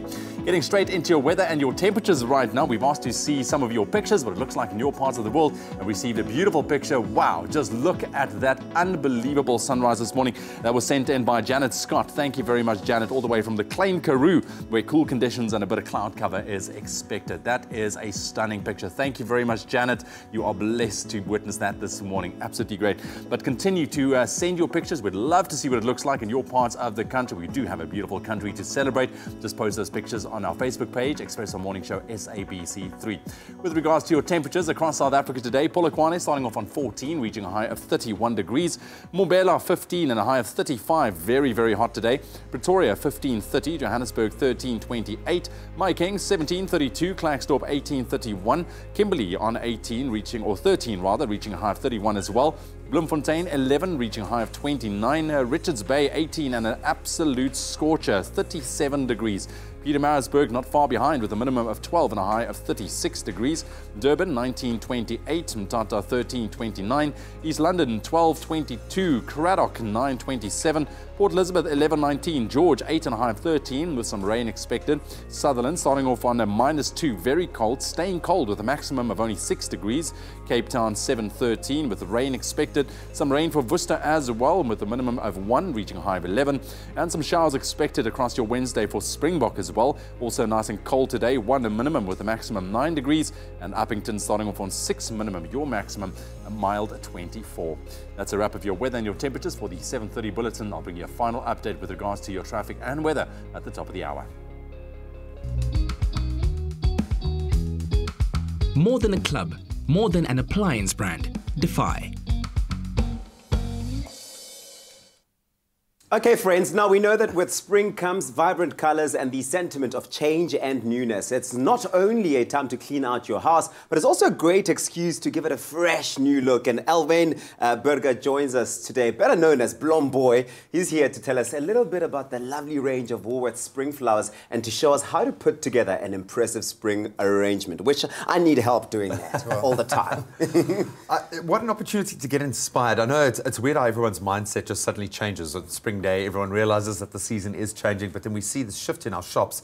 When I look at the range that you've brought here, before we actually get into a bit of a how-to and we create our own beautiful display, talk us through the range that's available. These are beautiful, something quite cottagey, and it really is. I think there's a gorgeous perfect mix between exotic and local at the moment, and that's something that lovely contrast between the two is so inspiring already. So we've got the beautiful orchids that last forever. As far as pot plants are concerned. Unless you're me, because I never look after them. They die all the time when I have them at my house. They are supposed to last you at least 3 or 4 months. So, and then they carry just on. Just try harder. Again. Exactly. Okay. Love them better. Yeah, and then we have these wonderful roses with a very interesting new watering system. And then obviously our fresh cut roses, the indigenous proteas, these incredible red species. And then these beautiful little gifting posies with the blushing brides in them. So there's a little bit of something for everyone, I think. And that what is spring about, what spring should be about, is about the abundance of floral. Is the diversity. Would you say there is a trend that typifies where flowers are at the moment? Is it purely seasonal, or is there something else that's coming through? If I had to look on Insta, what would be shining through? There are all these little micro trends that always do the rounds, but I think it's spring and as you say, seasonal should really dictate and guide us with regards to what should be done or what should not be done. At the moment, I really think it's about abundance and spring. You know, it's a bit gloomy outside, but flowers always bring a bit of colour into any room and into any house. A beautiful energy. Yeah. So what we wanted to create for you today is something that, we often get the question, how do I create a really big statement or quite a big impression? And it doesn't have to be complicated. We use this beautiful Geraldton wax that we just really shoved into a big vase, and it creates a nice holding shape for you, and onto that we literally add whatever it is you want. So in this instance I keep it very simple, abundance, as I said, of one thing. It's like a spring meadow in your house. Absolutely. I love that. It looks amazing. And then we start adding tulips to it. So we've already got the water in here, and this creates a nice little pocket for us, literally just to insert nice these clumps to hold now, everything. Alvain, you have to tell me, because I always struggle with this. Is there a thing such as don'ts for flower arrangement? Just you cannot mix these two flowers together. So tulips, for example, with, I don't know, roses. I don't know. Is there such a thing or rule? I prefer to break those rules. So it's about what feels good together. I mean, it's pretty much the same as food. I think if it doesn't taste good, it's not good. So they shouldn't necessarily be a rule that.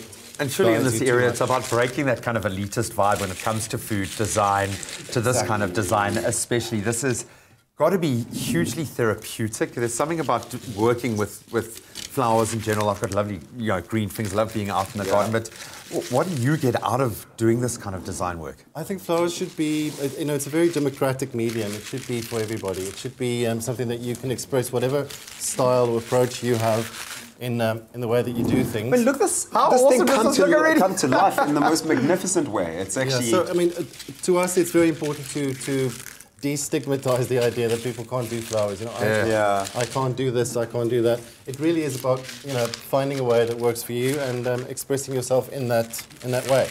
Now your Woolies range. I mean, these are the flowers that you can find during this season. Are they available all throughout, or just specifically during the spring season?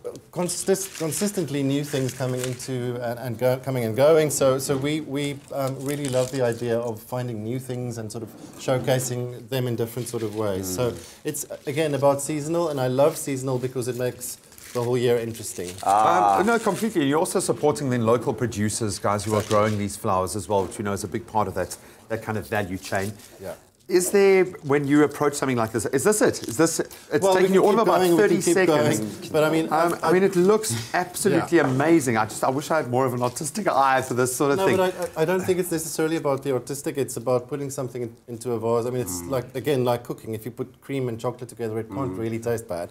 So it's a really good quality flower. And to us, the simple abundance of it really is what makes the statement. And it's for your home. It's for you to enjoy. So you must enjoy putting it together. How long will an arrangement like this traditionally last, or how should we maintain it? Well, tulips are perceived to last not as long as most other flowers. These wonderful Geraldton wax at the base will last you a good 2 weeks, and these tulips, if treated correctly, can go up to 10 days. So it's something that should, and they grow and they keep going on. So it's something that really is very rewarding. This is absolutely incredible. Well, make September your month to celebrate all the great things in life with a blooming, gorgeous bunch of flowers from Woolworths, or arrange your own and give your favorite room in your house a little spring facelift. Thank you so much, Alvain. Thank you. So much fun.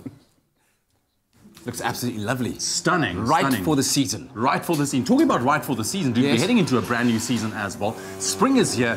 How do you transition your wardrobe from winter to spring? What's the fashion do's and the fashion don'ts? Very interesting question. Also, talking about new seasons at the theatre, Monte Cassino's Peter Turin Theatre, the theatre there, they've got a brand new showing of Macbeth, one of our firm favourites, if you remember that set work from school, and we'll be going behind the scenes to capture all of the action. So stay tuned for that and more. We'll be right back.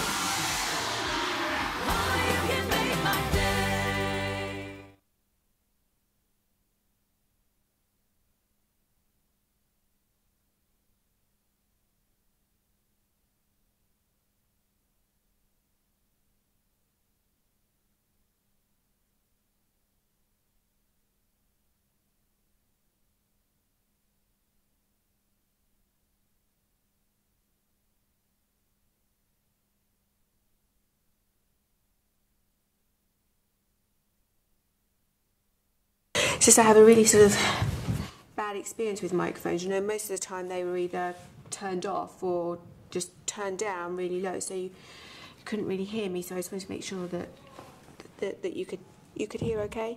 Sure? Okay. We can hear you loud and clear. Okay. Are you ready?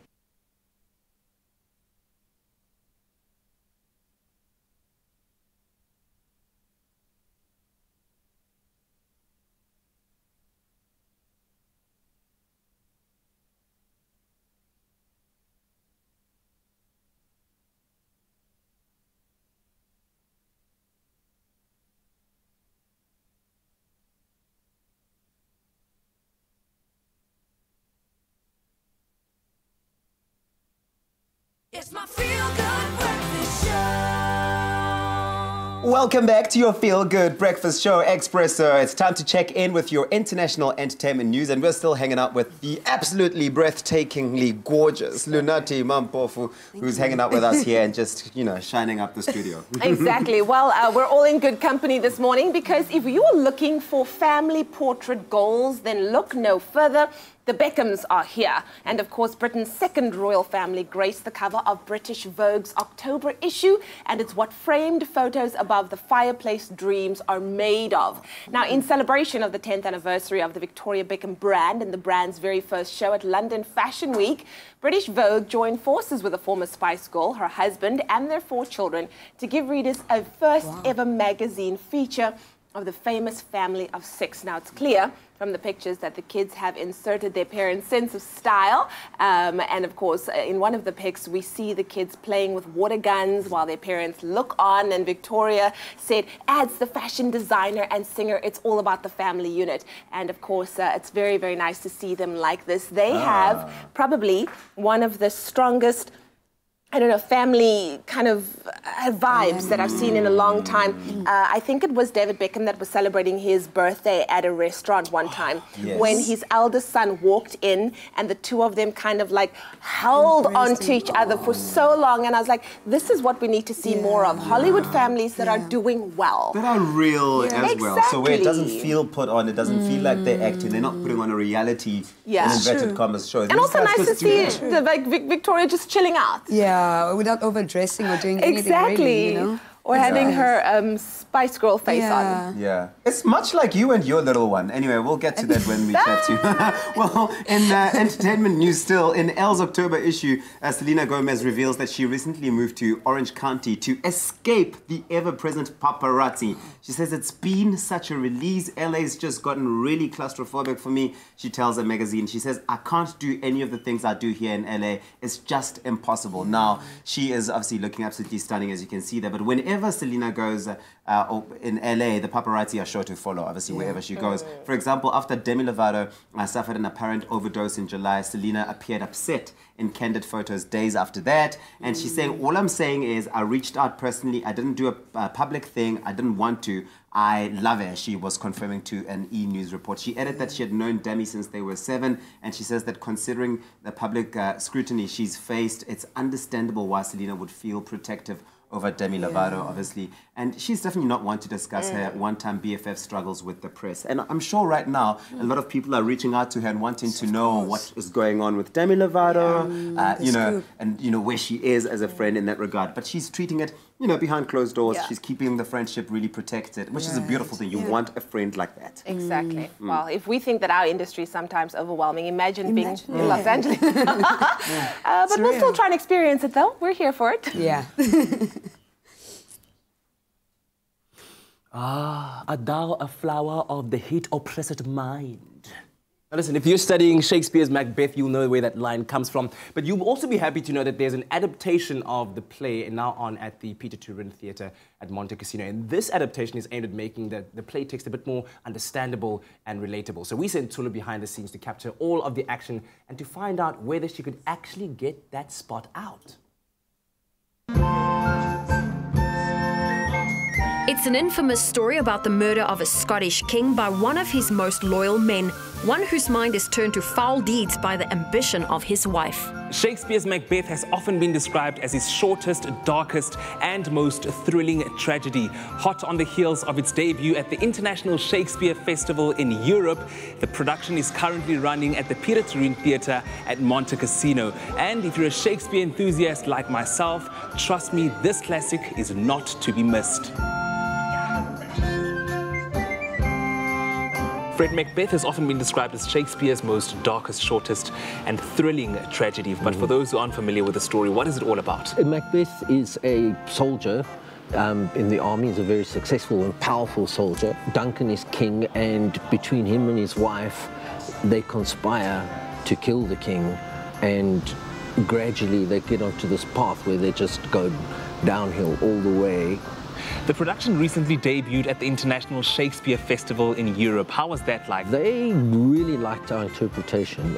I must say, when we go to America or to Europe, they really enjoy South Africans' work, because I think as South Africans, the actors and actresses, and that they just commit emotionally. And how has this version been simplified so that grade 11 and 12 learners who are studying it as part of their matric syllabus can grapple with it easier?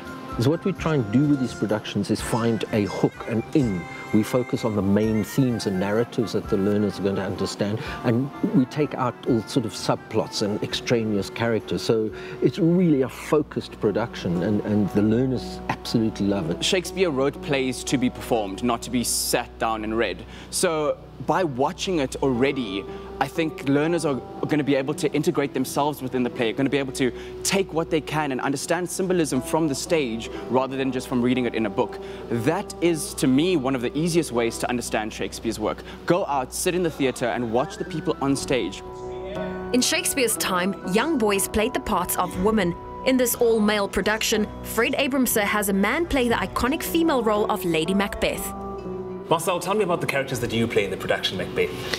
Well, my main character that I play is Macbeth, who is the hero of the play, and he's essentially a good guy, a soldier, and then he meets these three witches after a battle, and they tell him he's going to be a king. So I play 4 characters. I play Donalbain, the porter, one of the witches, and one of the murderers. Donalbain is the brother of Malcolm, and he escapes to Ireland near the beginning of the play when all the murder and all that kind of stuff happens. Well, it's always a gift to play one of Shakespeare's great roles, like Macbeth or Hamlet, because Shakespeare's just such an incredible playwright. And he gives you these wonderful speeches, these soliloquies where you share your thoughts with the audience, where you make that wonderful connection where you've got this journey throughout the play, and throughout the play Shakespeare places these speeches where he lets the audience in and they really understand what's going on in his heart and his soul. How did you find the experience performing at the International Shakespeare Festival? It was just brilliant. The reception there was fantastic, and the people there are wonderful, and we saw very different shows from all around the world, all Shakespeare, everyone really interested in the subject matter, so it was really fantastic. I think the main reason why I would encourage anyone to come see this production, I think it's quite a powerful, moving, dark, twisted tale. But beyond that, I think the thematic resonance of Shakespeare, a lot of his writing, we kind of question, I think, why is it studied today, or why do we read Shakespeare today? And I think what kind of has transcended his time, in a sense, is the thematic. I mean, the play deals with corruption, it deals with, you know, the deep, dark underpinnings that we all have, that these vile acts that we don't act on in our real lives. And this play grapples very, very intensely with that, especially with Macbeth's character, because he is someone who starts off very noble, he's doing it for the right reasons, he's fighting for his king. And then the moment he gets told, oh, you're going to become the king, it starts this whole horrible train wreck in his mind. As you can see for yourself, Shakespeare might be long gone, but his work still lives on and will do so for centuries to come. If you are a learner currently studying this text as part of your set work, trust me, coming to watch this production will definitely be worth your while. Well, from the world of theatre to the world of fashion, it's time for your how-to guide.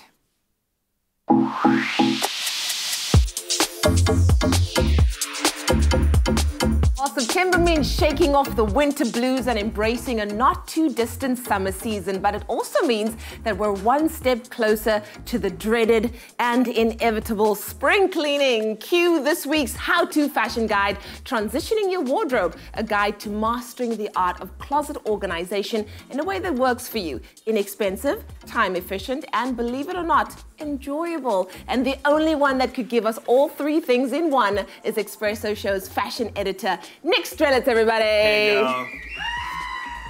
Ooh, one psychotic fan. I always just listen out for the response. I'm a stalker, everyone. Okay. My dreams have been realized. Your dreams have come Yes! true. Okay. So excited. I see you, telling B. stalkers to do that. But Yes. you know, let's get into the spring clean. I got to tell you, whenever I hear that word, it's like a depression comes over Panic. me when I think about it. I have all good intentions, but they're never ever realized. No, but this is the year we need to do it. Yes. Okay, this is the year we're doing it because we put it off too often, too many Yes. times. Listen, a disorganized closet, there's nothing worse. Of course. Think about when you wake up in the morning, it's the first visual cue you might have. I mean, you go to the bathroom, etc. But then you look at your closet, if you're presented with chaos and with unstructure, what do you think your day is going to be like? I mean, that really sets the tone for your day. We need a closet a la Miss Carrie Bradshaw. I mean, do we remember? Don't we all wish though? Like, let's Okay, be I can't honest, afford that. This is not realistic. I don't know how for us. she could afford it either. She was a freelance writer. I know. She was earning $4 a word. at Vogue. That wasn't a lot then. Listen, if I could earn $4, I know, I'm like, I would can be I a get that billionaire. job? Yeah, your mouth is off, sweetie, but yeah, a little bit. But listen, having all your items in one place that you can actually see them in one go really sets the tone for the day. It also allows you to be creative about your fashion sense. You can actually see everything in one go, mix and match as you please. An organized closet really is the first step to cleansing your system. And you don't need to do it once a year. There's no prescription. You could do it 2-3 times a year. Okay. I would recommend it doing at the beginning of spring and the beginning of winter. Okay, so how does one go about mastering the wardrobe? Well, I'm gonna show you, girl. Thank you Show for me, that. child. Listen, step one, I think this is a bit of a throwaway for most people, but it's all about a playlist and your best friend. Girl, I'm looking at you, boo. Okay. You're my best friend, you coming over. But listen, a playlist, okay, it's distressing work. Going through your closet, going through items that have emotional and sentimental value can often be quite a distressing undertaking. So the music elevates the mood, it keeps you going, and the friend comes in as an objective bystander later on when we need that extra bit of opinion about what to keep and what not to keep. Yeah, that is fantastic. I love that idea. Once we have that, it's time for the great dump. This is where we're pulling every single great piece. dump? Dump, not that kind of dump. You nasty, girl. Oh, you nasty. No, this is all PC. Okay. This is taking every single item of clothing we own, whether it's in our drawers or in our closet, and throwing it in one pile. Oh, wow. What this does, Lee, is offers us much needed perspective. It shows us what consumer or what consumption is about. That we live in a world where excess is everything, we buy too much. We have too much of everything. We have too much of everything. Yeah, So hopefully this stops us in our tracks and makes us be more rational in our purchases. I like that. Right? The big dump. The big It'll dump. take away that phrase, I have nothing to wear. Exactly. It'll be gone. 100%. Next, we start to pile. So this is where we're piling into 3 categories. So we're Okay. piling into clothing that we definitely want to keep, clothing that we want to toss or give away, and clothing that we want to put away. Now, the clothing that we keep obviously goes back in. The clothing that we give away, I'm coming back to that a bit later. And the clothing that we put away are seasonal products. Of course. Big coats, things that we actually really don't need. jerseys, wool, things like that. Exactly. Listen, I want to do the 1-year rule. I think when we're piling into these piles, if you haven't worn an item in a year, it needs to go. Preach. Right? Preach. And if you I don't believe know in when the that. last time you wore it, it Yeah. obviously needs to go. Yeah.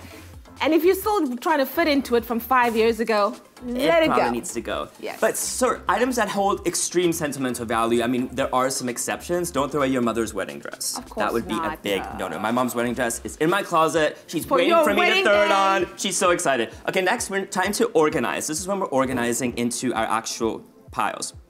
So we are so we've got our 3 different piles now, and it's time to think about putting the items back in the closet. First, you want to do a big clean of the closet itself. I suggest a new paint job as well. Think how light and bright and fresh that makes it, knowing that our closets are clean. Next is about adequate storage. Yeah, you're just touching your mic over there with Sorry. your mom. Yes. So sorry. Thank you for that. No one can hear me. Organization is key. Space is a luxury we don't have. We need to think about how we can store things like plastic boxes, plastic bins, wicker bins. Those hanging rails are amazing. Those hanging shoe rails where you can put hats and accessories. Hangers. Hangers are my next top secret. Hangers, we're doing ultra thin, white, and wooden. Ultra thin because we need to maximize space. White because it's all about light and brightness and uniformity. We need all the same coloring. Hangers are important. We're going to have to hang it up right there. Yes. I'm so sorry, but that's amazing. We'll do a part 2. I love it. We need a part 2. I have not looked at cleaning up like this because spring cleaning is made fun with this week's how-to fashion guide, transitioning your wardrobe. You can actually head over to Expresso's Facebook page for a step-by-step guide to getting it right. Springtime, fashion time as well. No pressure. No pressure. Just switch it up. Switch it up. And listen, we're going to be taking a very quick break. It is a Wednesday, which means it's time for the Culinary Hotline Bling.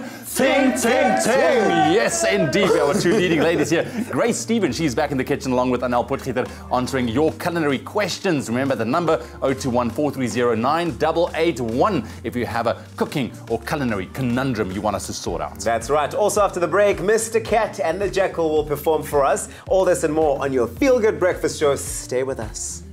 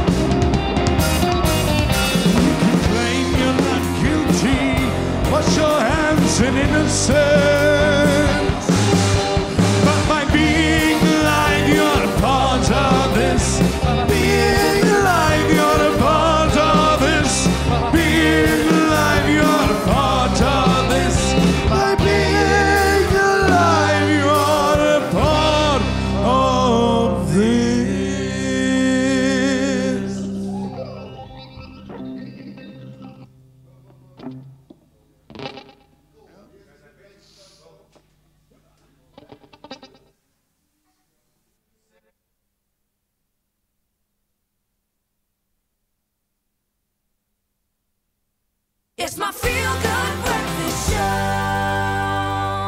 Yes, it is indeed, and thank you so much for joining us on this Wednesday morning. We still have another live performance from Mr. Cat and the Jackal coming up. I know that a lot of you are looking forward to it, but stay tuned, don't move too far right now as we reflect on the morning's headlines.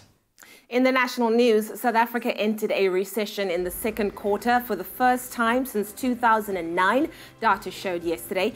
This is seen as a stinging blow to President Cyril Ramaphosa's efforts to revive the economy after a decade of stagnation. Statistics South Africa said the economy contracted by 0.7% in the second quarter, led by declines in the agricultural, transport and retail sectors. Analysts said the dismal data would likely make it harder for the Reserve Bank to raise interest rates at its upcoming meetings. The South African Human Rights Commission has called for a thorough investigation into an explosion which left 8 people dead at the Rheinmetall Denel munition plant in Somerset West on Monday.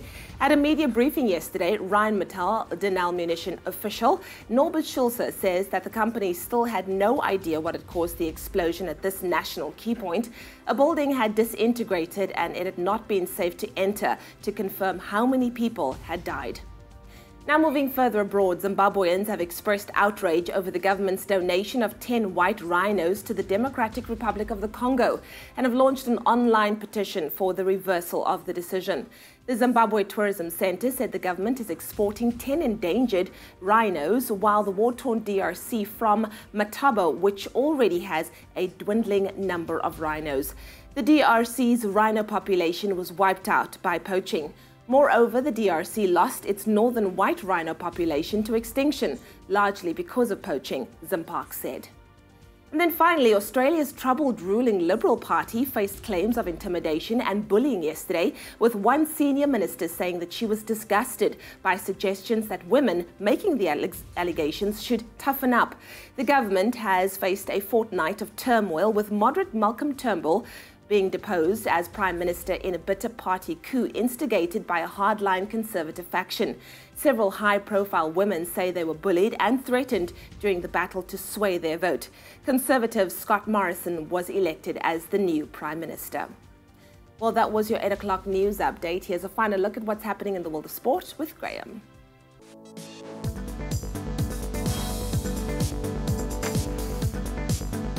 Fresh off his Diamond League triumph, Luva Manyonga in the headlines again, claiming another title last night as he won the men's long jump at the IAAF World Challenge meeting in Zagreb. World champion setting a new meeting record as well, taking first place with a winning jump of 8.46 meters. Also in action, clearly Titi finishing third in the 200 and 8th in the 100 meters, while Mandela finished 5th in the 400 meter hurdles. Then on to cricket. Cricket South Africa have confirmed that an ultimate decision on the Global T20 League will be made this weekend. With the tournament expected to start in November, CSA Chief Executive Thabang Marue stated yesterday that the governing body's board will be meeting this weekend to confirm whether indeed the tournament will go ahead or not. The inaugural Global T20 was supposed to get underway in December last year, but was postponed at the very last minute.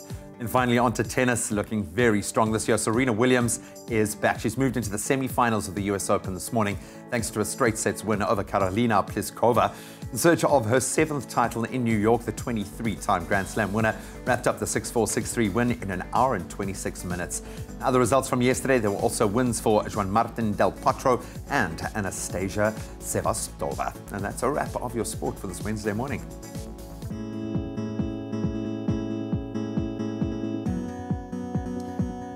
Getting into your traffic for the last time on your Feel Good Breakfast Show for your Wednesday morning. Not much to report on this stage. However, there's a bit of a train line update down in the Western Cape for you. On the Northern Line, the Mildersvlei trains are delayed, and that's due to a train that struck a car at Culinary level crossing, and trains will terminate at Stellenbosch. There's limited bus services to operate between Stellenbosch and Mildersvlei, so please just plan accordingly to get to work this morning. Other than that, if you're still heading out on the roads, please drive with care.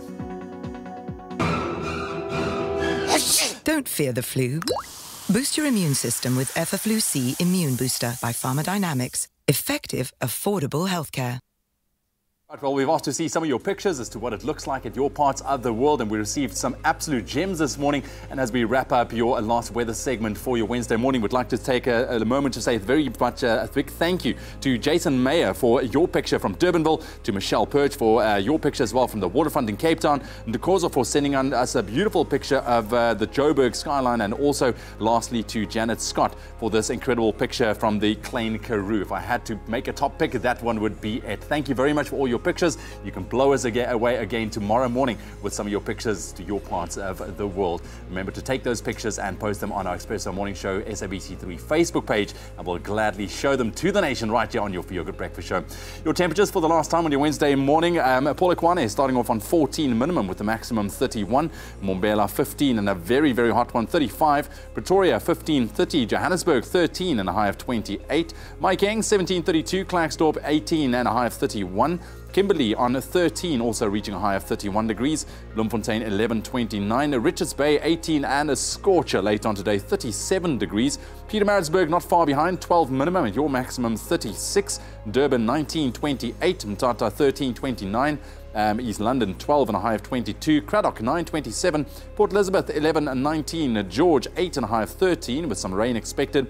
Sutherland very cold as you head into your Wednesday, -2 and a high of only 6 degrees. Cape Town can expect some more showers today, 7 and a high of 13. Some rain showers for Worcester as well, 1 minimum and your maximum 11. Also a couple of showers expected for Springbok with a minimum of 1 reaching a high of 9 degrees. And Uppington starting off on 6 minimum, warming up to 24 degrees and sunny conditions. That's a wrap of your weather and your temperatures on your Wednesday morning. Well, as promised, another live performance coming your way from our guest artist, Mr. Cat and the Jackal, and they are performing a song from their latest release, Chapter 1. This is a song called The Man.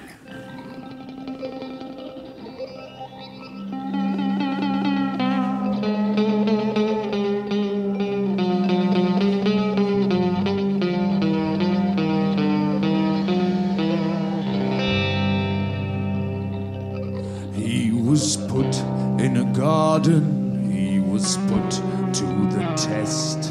He fell for temptation, but that didn't stop the man. Then came the darkest waters to rid the earth of sin. But no, he built himself a boat, you know, that didn't stop the man.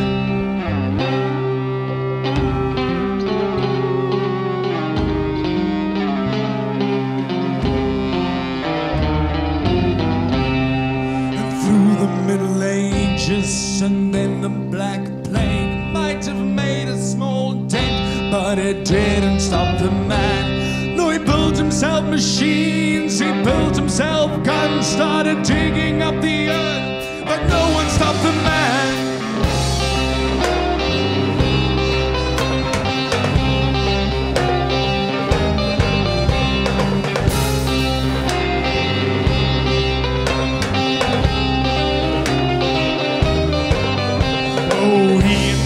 Money, and along with it came greed. There's a hope for the needy, but that doesn't stop the man.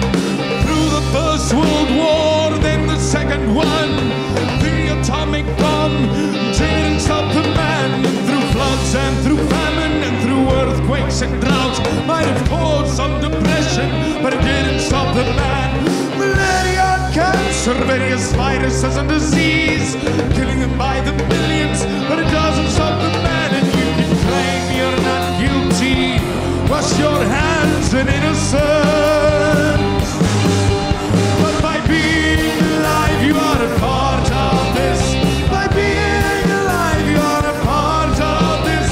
By being alive you are a part of this. By being alive you are a part of this.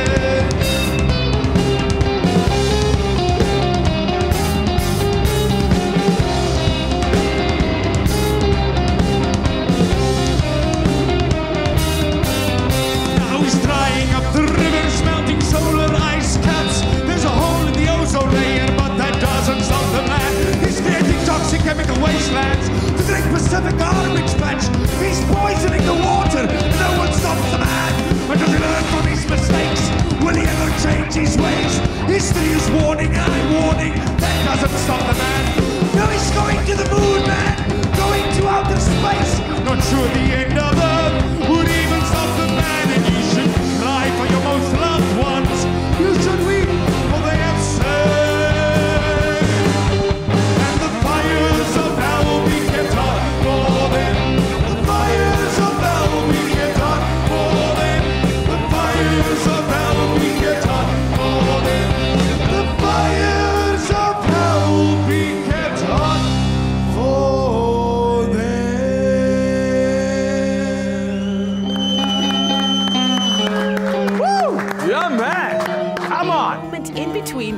Cafe. See you after the break.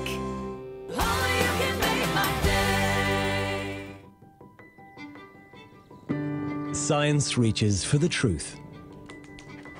Science works for the big and the small, the old and the young. Science never gives up. And science is at the heart of biology-based nutrition for differences you can see, feel, and trust. The secret to lifelong health, it all starts with science.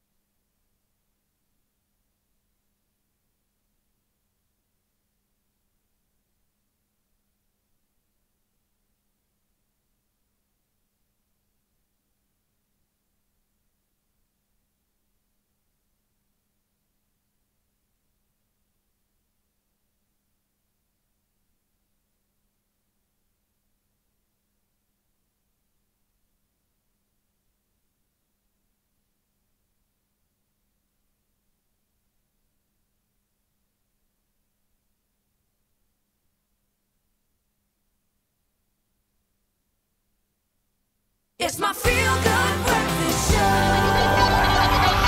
Call us on your cell phone. Culinary hotline bling. That can only mean one thing. It's a Wednesday morning. Welcome to it, the Culinary hotline bling. Sing, sing, sing. Yes, and it is a Wednesday. It is that time. We have the wonderful, the beautiful Adele Portrait and the exceptional, extraordinary, magnificent Chef Grace Stevens joining us to answer all of your foodie questions. And of course, we're standing by to take your calls. You give us a call on 021-430-9881. Ladies, good morning. Goeiemorgen. Lekker om jullie te zien. Looking forward to tackling some more culinary conundrums. I hope you are ready. Yep. Shall we dive right into it? Let's do Let's do that. So the first question that we got was from Sue, who got a hold of us from Joburg. And she said, what is the ratio between egg and milk when you're trying to make a cream filling for a quiche? A quiche. Fancy cooking. Yes. A quiche. This Did I say is that my right? department. That's and now your do you want me to department. dive in here? Yes. So quiche is great. I love it because you can have it winter, and this is springtime food, quiche, don't you think? Yeah. It's always a good ratio is you have to have half a cup of dairy. So you can either use milk and cream or use a little bit of both. Okay. And it's 1 large egg. So half a cup of dairy or 1 large egg. Now, I stand in the shops. Now, is it a large ARD or what is a large egg? Yeah, exactly. How do you define? Well, usually the 50 grams. the About boxes 50 say. grams, yeah. It's about the 50 grams, the large eggs. Yeah. Okay, but then you look at the egg, it doesn't say 50 grams. Do you weigh it? So, yeah, you just ask on it. the box. Oh, it's on the box. Yeah, it says, you know, if you got the one without the box, throw it away. It's probably not good for you. So there, simple and easy as you like it over there. Then, Glenda Robinson Claassen got a hold of us on Facebook and asked a question about lasagna, saying, is the G in lasagna silent? Sorry. No, that is not the question. The question was actually, how do you prevent lasagna sheets from sticking to each other? Well, if you have an answer for that one out there, maybe let us know. Do real G's really move in silence like lasagna? So what I do, I don't throw in all the lasagna sheets into a pot. So what I do, I boil the water and I just put it in and then take it out immediately. So it doesn't need a long boil, it more needs a blanch. So you take your tongs and you take it out. But Nicole, that's with us at Expresso, she said this morning that she takes a tray and she put the sheets on the tray. Individually? Yeah, all set up like that. And she puts some boiling water over it. Ah. So it won't stick. How clever is that? So it won't stick. And then she put it in, you know, you build your lasagna. Because it doesn't need a long bake and it doesn't need a real boil, Grace? No, and a lot of the time these days we're buying non-boil lasagna at the shop. You can find that. So unless you're making your own lasagna, you shouldn't actually need to boil it. You don't need to boil it because it's got enough time in the oven to soak up the juices of the meat. And that's how it gets soft. Okay, so what is it about blanching then that prevents them from sticking to each other? Does it just shock the starch or the protein element in it? They stick together because they're all... I'm trying to understand it, man. when you put a few in, they are going to stick together. Yes. So you do it one by one, one by one. And that's why they won't stick together. It's set in op 'n slag. Or on a flat where they don't touch each other. All right. And then Thabo from Cape Town asked us the question, how to make coriander curry? My favorite. I've never had coriander curry. You don't like coriander or coriander curry? You don't like, Grace? When you say that word, I get a funny feeling in my stomach. I just can't do curry. No. Yes. I'm not looking at you. Why? Okay, well, we'll talk about why not later. No, don't. Let's get to the rest. How do you make coriander curry? It's a curry paste that they're talking about, I think. Yes. So you take ginger, garlic, chilies, and some of the whole coriander with the stems and everything. You put it in a pestle and mortar and you bash it all together. Yes. And that is your curry paste. So then you can put it in your pan, you fry your onions in a pan, you put that in, and then you add your chicken. And what works very well is a bit of coconut milk to make like a Thai curry. But it's just that strong coriander flavor that you get. Yeah. Because, I mean, coriander really usually goes well with lamb, right? It goes, mint that doesn't go well with anything. No, wait, but... Casey, who hurt you? That's coriander. Who made you run through a field of coriander when you were younger? I just feel like I have to be the voice of reason. I think there's a lot of people that don't like it, but we love it. And you know what, a quick thing with the coriander is I think that you get coriander pesto. Yes. And that's a quick way just to add some coriander If you're not looking to go through the trouble of everything that Anel just described. Because sometimes you just want a curry and you want to do it quickly. But so, that's just an Curry in a hurry. Alrighty. Hurry. Then Gregory Kaya asked on Facebook, probably a question that's been asked a lot of times, but we can't repeat it enough. How to make muffins? He's struggling making his muffins. I don't know if they're soggy at the bottom or whether they're just not firming up like they should. How do we help Gregory? Do not fear, Gregory. Yes. I am here. What is that? It's called flavored muffin mix. Sasko's flavored It's done. It's ready. It's ready. All together. So all you do is you take your oil, 2 of those large eggs, you mix it all together with a bit of milk. Ek gaan vir jou wys hoe maak 'n muffin. Your friends don't have to know that Sasko helped you out and the mix was already ready. And the when thing you is, were ready. with this wonderful mix, if you want to make like a blueberry muffin, you just add blueberries. If you want to make a chocolate muffin, you add chocolate pieces. Or coffee. Did you just say coffee? Yeah, you can add coffee. Coffee muffins. And just going to make... And I said it, that's how you make muffins. Graham just said, all coriander. You can add that to the muffin. Add some coriander. All right, so simple as that. Pop it into your pan. That's greased up a little bit, right? Yes. And or then, do muffin liners. That's always nice because then you can pop them into lunch boxes as well. They're easy. There we go. Simple as you and like. what's nice is all the instructions in the back of the packet here, so that it's easy as peasy. What are we doing with that over there? Is it? Oh, that's another question. This is for another question. That's for another question. Well, that's coming up on the Culinary Hotline Bling. Ching, shortly. I'm just trying to think of the time where coriander actually got bumped up to the herb list. I think it's just a plant, guys. I think it's just a plant that someone thought was parsley or something like that. But we digress. It's a Wednesday, which means it's a wash day. And if your washing is coming out of the machine with dirty smudges, looking grey and dingy, or even a little bit smelly, it's time to wash out the machine, guys. Loads and loads of washing will, over time, cause a buildup of grime and scum behind the drum of the machine, which is... so this grime will eventually then break away and redeposit onto your clothes, leaving oily marks, turning whites a dull grey colour, and, of course, making clothes smell a little bit stale. Okay, well, yeah, we don't want any of that. That's why we're here to give you some tips. MAC Auto Washing Powder has been specially formulated to give top performance in your front loader washing machine. And this is because it contains a highly effective active detergent combined with a range of enzymes to effectively clean and safely remove stains. But also, MAC Hand Wash Powder is a strong, hard-working detergent with a high foam level to remove stains, leaving your clothes perfectly clean. And smelling fresh. So let's give you some tips here. Simply dose MAC Auto into the dispenser drawer of your washing machine. Set your machine to its highest possible temperature and longest wash. Select the extra rinse option as well. Do not load any washing. Simply allow the machine to wash itself out. Leave the door open after completing the wash to allow the drum to dry out fully. Wipe down the rubber seal in that door. Check for all those little nooks and crannies, as this is an ideal spot for mildew or mold to set in. And after completing a wash, always ensure that the rubber seal is dried as well. The dispenser drawer will, from time to time, clog up with powder and fabric softener as well, which is quite thick. So take that drawer out and, using a toothbrush and very hot water, thoroughly scrub the drawer. Make sure all that the apertures are completely clear. Then dry thoroughly as well, and replace. Always ensure that the drawer is dry before dosing powder detergent in there. Wow. And of course, because we're using a lot of water through this process, I mean, you don't have to do this every time you wash. Yes. You know, really do it only when it's necessary, but give it a good thorough wash. Oh, Graham coming through with the tips. Well, dose MAC hand washing powder into the dispenser as normal. Use a high fill and the longest washing program available on the machine. Do not load any washing. Allow the machine to agitate for a while and then open the lid or pause or stop the machine. Now, what you need to do is you need to allow it to stand for an hour or so, then restart the cycle and allow the machine to wash itself out. Now, cleaning the dispenser is an important thing. It's very important to avoid clogging. Remember to remove the powder dispenser, and using a toothbrush as well as very hot water scrub will then ensure that all the apertures are clear.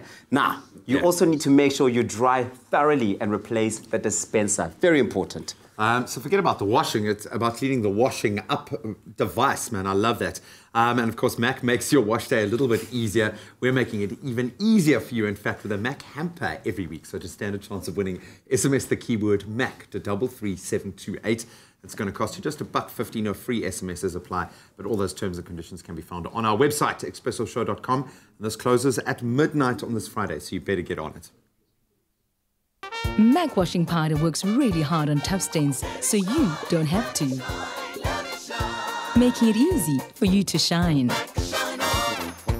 Well, still to come on your... Okay, well, still to come on your Feel Good Breakfast Show, we're going to be taking a look at water-wise tips for healthy kidneys. Hey man, talk about a healthy kind of a breakfast of sorts. I can say there's some apricot in there, there's some cinnamon in there. It's Cinnabons. Look at that.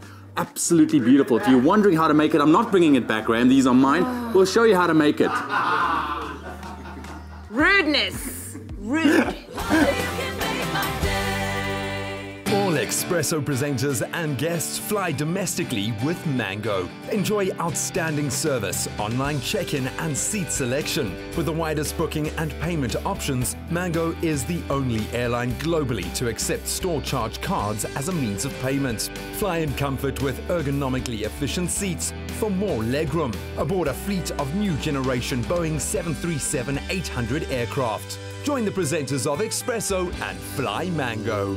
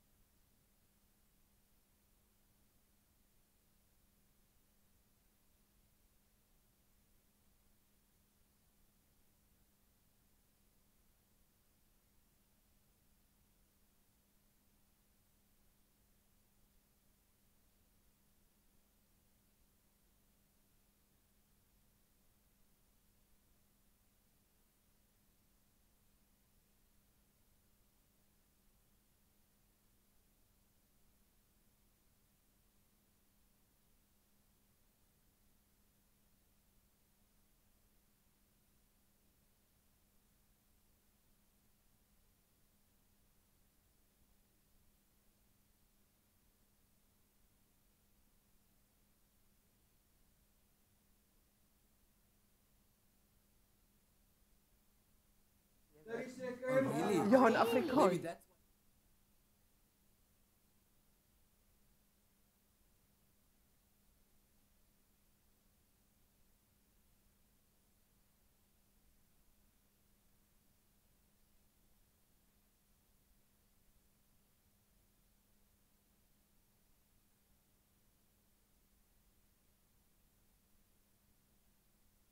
It's my feel-good breakfast show. Call us on your cell phone. Culinary hotline bling. That can only mean one thing. Give us a call 0214309881 for the culinary hotline bling. Sing. Taking all of your calls. Cynthia is on the line. Good morning, Cynthia. Hello, Cynthia. Cynthia, hello. Hello. Ah, is it Cynthia speaking? Hello. Hi, Cynthia. How are you doing this morning? I want to find out how do you make the pasta for lasagna? How do you make?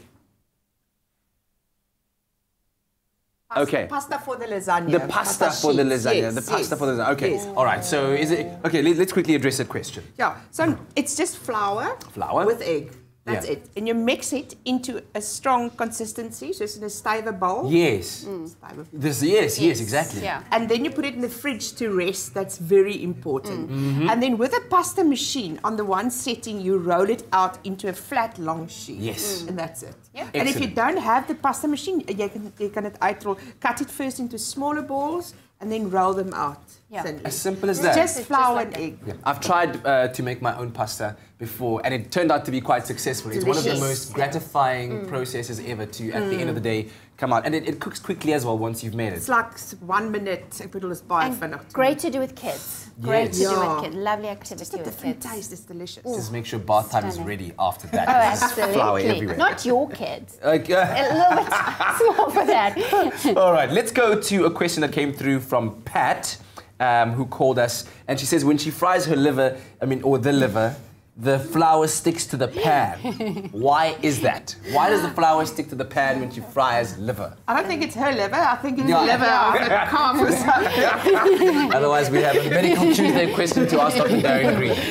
The big secret with liver is the pan has to be very hot. There needs to be enough oil in the pan, and it's just flash fry.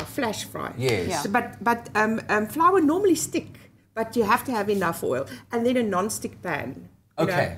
And then she must try not to use flour. A lot of time, you just soak your liver for about a few hours in Soak it milk. in milk. In milk. And to get all the toxins and the flavor, and it makes it all juicy. And then you cut them thinly, and it's really just a flash fry. Okay. And, yeah. Fantastic. All right, there you have it. Thank you very much for that question, Pat. Then, Moray Adams on Facebook says, how do I keep batter sticking to fish or calamari when deep frying it instead of it falling off and floating above the oil? That must be very frustrating, especially when you're making fish that cooks so quickly, and then to not have that crumb stick to it like you want to, right? You want the batter to actually protect that nice, fine flesh of your fish. So it's quite important that it insulates it from the hot oil. So it is key that it sticks there. So, Yeah, what I will suggest is like with calamari or something like that, put some flour in a bag and skid it. Yeah. Really? The calamari in the bag. Yeah. So you first coat the calamari with a bit of flour. Yeah. Because the batter needs something to stick Hold to. on to, Hold yeah. on to. And then quickly through the batter and in the deep fryer. Any other suggestions? No, that's a good tip. And also I think that if your fish or your calamari is too wet before you pop it in the flour, that's gonna just make it slide off. So just tap it with some kitchen towel, just make sure that it's nice and dry. Yeah. Okay. Yeah. All right. Excellent. We've got a caller on the line right now. I believe it's Maureen. Maureen from Durban. Good morning. Good morning. Lovely to have you on the line, Maureen. Welcome to the Culinary Hotline. Bling! Zing, zing, zing. Yes. Okay. What is your culinary conundrum? I'd like to know what flour I can use to make Yorkshire pudding. The flour to use when you're making Yorkshire pudding. I use normal flour to make Yorkshire Yeah? pudding. Yeah. Cake flour. Normal cake flour. Normal cake Are there any other variations of flours that you could use that could give you a different South African texture or... Yeah, South African flours are pretty much the same. We don't have the climate to grow the different wheats that are going to give us the extremes that you might get in another country. Mhm. But no, I mean, normal cake flour is spot on. All right, simple as that. Do try it, Maureen, and let us know how your Yorkshire pudding comes out. Send it to us on our Facebook. I find it sweet. I beg your pardon, ma'am? I've used cake flour, but I find the flour sweet. Oh, this really? Not the same as plain flour. That's very interesting. So it's not supposedly to be sweet because you're not adding any sugar to your batter. It's a very thin batter. And I haven't tried it with almond flour or anything like that. No, Have you? neither So have I, no. yeah. So maybe that as an alternative then, and see how it works out. Yeah. Okay, and maybe it could also be a factor of other ingredients that are being added that when exposed to heat or when mixing with other ingredients do kind of release those fructose, if you will. Exactly. It's dextrose. Yes, dextrose in bacon is what they call. All right, then Shama Naidu says, can cottage cheese be used with icing sugar butter to make your icing for carrot cake? Stunning question. You answer that. It's Okay, your department. so my department, so I would not use cottage cheese. It doesn't have enough fat in it. So it's quite loose and it's not going to have the body that you want for when you want to fill your cakes. So I would say no. But if your hubby's dashed out on the mission to get cream cheese and he brings you home cottage cheese. Add You a send him pinch. back. No. Okay, you don't send him back. No, you don't. It's a nightmare out there in supermarkets. So, you know what, at a pinch, cottage cheese, you can do it. I would just add a little bit more butter to it so you can balance your fat content there. Yeah, the thing is, the difference between cottage cheese and cream cheese is you use low-fat or fat-free milk for cottage cheese. And for cream cheese, you use like full cream. And you need that full cream for a beautiful frosting. Yes, a nice firm body to your frosting, yeah. Thank you very much for all of your questions. Thank you very much, ladies. We'll do this again next week on the Culinary Hotline playing Ting, Ting, Ting!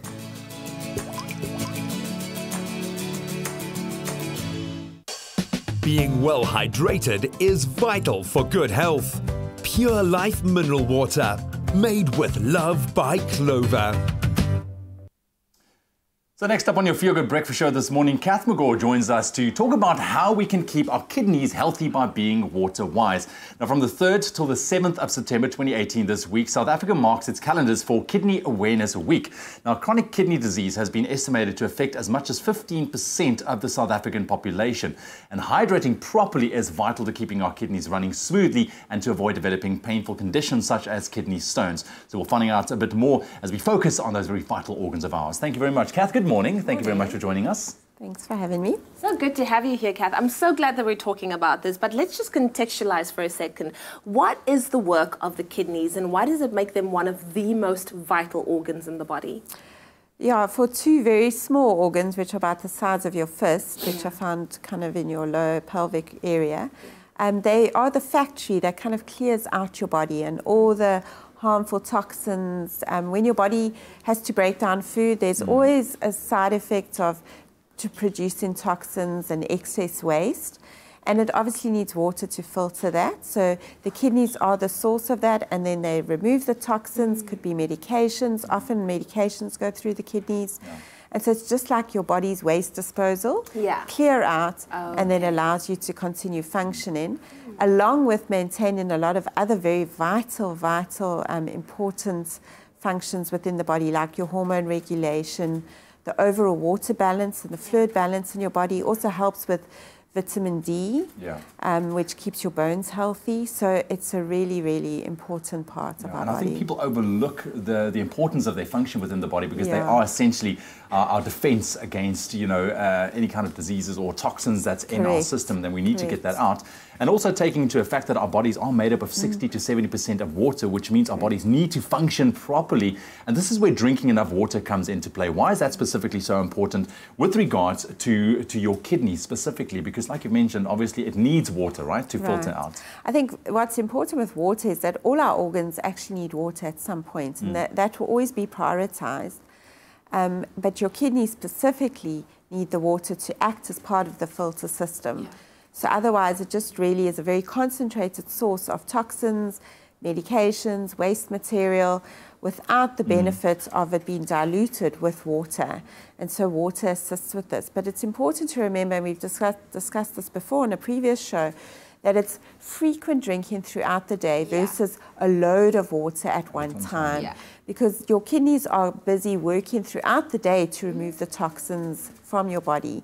And so they need access to water throughout the day. Otherwise, they're just going to have this one whole batch of water. You're going to need to go to the loo a lot, and then the rest of the day, the kidneys won't have access to it to actually help manage the toxins and get rid of the waste. So what are some of your tips to drink a healthy amount of water to keep the kidneys healthy and avoid those things like kidney stones and all of those unsavory things? So I think the important thing is accessibility. And I think in Cape Town, we can really feel the accessibility of water situation. And it's that for wherever you are in South Africa, in the world, you need to make sure that you have access to water. Otherwise, you won't remember to drink it. If it's difficult to get to or difficult to access, you're not going to drink it. So keep a bottle with you, maybe a small little bottle in your handbag, a bottle in your car, bottle on your desk, depending on what sort of work you do, bottle in your fridge at home, bottle by your basin, bottle in your bedroom next to your bed. So wherever you are, have a bottle of water, small amounts, in different places that is easy to access. Yeah, we need to get this consistency, like you mentioned, which is very, very important. You know, and of course, there's the norm of 8 glasses of water per day as well, which I think often people overlook as well. But I mean, that's just norm. I mean, you have to drink consistently throughout the day. Absolutely. With regards to kidney disease, I don't think many people are aware of, you know, the symptoms that's associated with kidney disease, and early detection really here is key. What are some of those warning signs that we should be looking out for, especially that's showing us that we are actually not getting enough fluids in our diets? Obviously, if you're consistently dehydrated, in other words, you're excessively thirsty and you don't respond to that, you're putting your kidneys at risk. If you're someone that suffers with high blood pressure, people with diabetes, for example, and hypertension, high blood pressure are at higher risk of kidney disease. If you're finding that your pattern of urination changes, so if you're frequently needing to go to the toilet, whereas you haven't in the past needed to do that, then you need to check that out. Obviously, if you've stepped up your water intake, you will need to go more frequently. Or if you're struggling to go to the toilet, but you have this urge and this need, that would also be a concern. Repeated infections, bladder infections, that would also be a concern and something that you would need to just have then checked out. And then obviously other signs like excessive tiredness, poor appetite, but that can also be related to many other things. So any change in the pattern of your going to the loo and how you urinate. And the colour. The colour is important, but it's also got to do sometimes with what you eat. You can eat a lot of beetroot and you can have red urine. It doesn't mean that you've got blood in your urine. But if you do at any stage find blood in your urine, you need to go and get that seen too. Thank you, Kath. Thank you so much, Kat. That was an amazing talk. And remember that thanks to Nestle Pure Life Water, when you are water-wise, kidneys, or rather healthy kidneys, are the prize. Yep, I gotta go. Being well hydrated is vital for good health. Pure Life Mineral Water, made with love by Clover. Oh, Kath, I'm taking that water conversation very seriously. I'm here with a glass of water. I'm ready. I'm thirsty already. Listen, still coming up, we're going to be looking at those T-shirts for the centenary of Mama Albertina Sisulu. A great way that we can help to raise funds and celebrate that legacy. And it's back in the kitchen for something. I'm not going to lie and say it's a healthy breakfast. It's awesome. It's delicious. It's sweet. It's peach and apricot cinnamon buns made by our Grace. We'll see you after the break. Coming up on Afternoon Express today live at 4:30 on SABC3, we meet Landa Mabenge, a transgender activist and author of the book Becoming Him, a trans memoir of triumph. Plus we chat to surgeon Dr. Kevin Adams and we make a delicious peach tart tartan. That's Afternoon Express weekdays at 4:30 p.m. on SABC3. The stage is yours.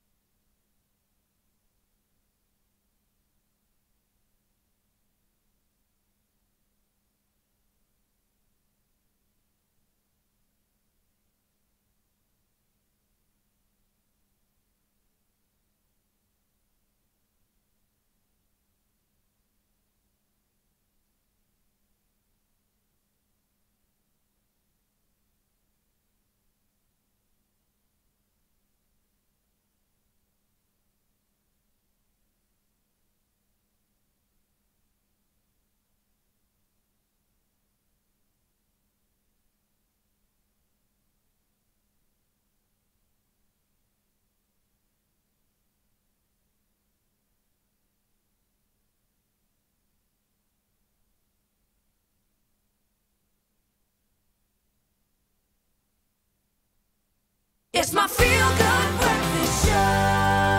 Happy birthday, a very happy birthday to you. Hey. Haha, welcome back. It's your feel-good breakfast show, Expresso. Now, this song gets us into a zone. It's the birthday song, and that means it's time to get into your birthdays, because every day millions of people all across the world celebrate their birthdays. We take this chance to welcome today, the 5th of September, 2018, to wish you and some of your favorite celebrities a very happy birthday. Guess who you would be sharing this birthday with were he still around? The man, the legend, born on this day, 1946, on the island of Zanzibar. None other than Freddie Mercury, of course, lead singer of Queen, known for performing hit songs like Bohemian Rhapsody, Don't Stop Me Now, We Are the Champions. I mean, you could just name them. Barcelona!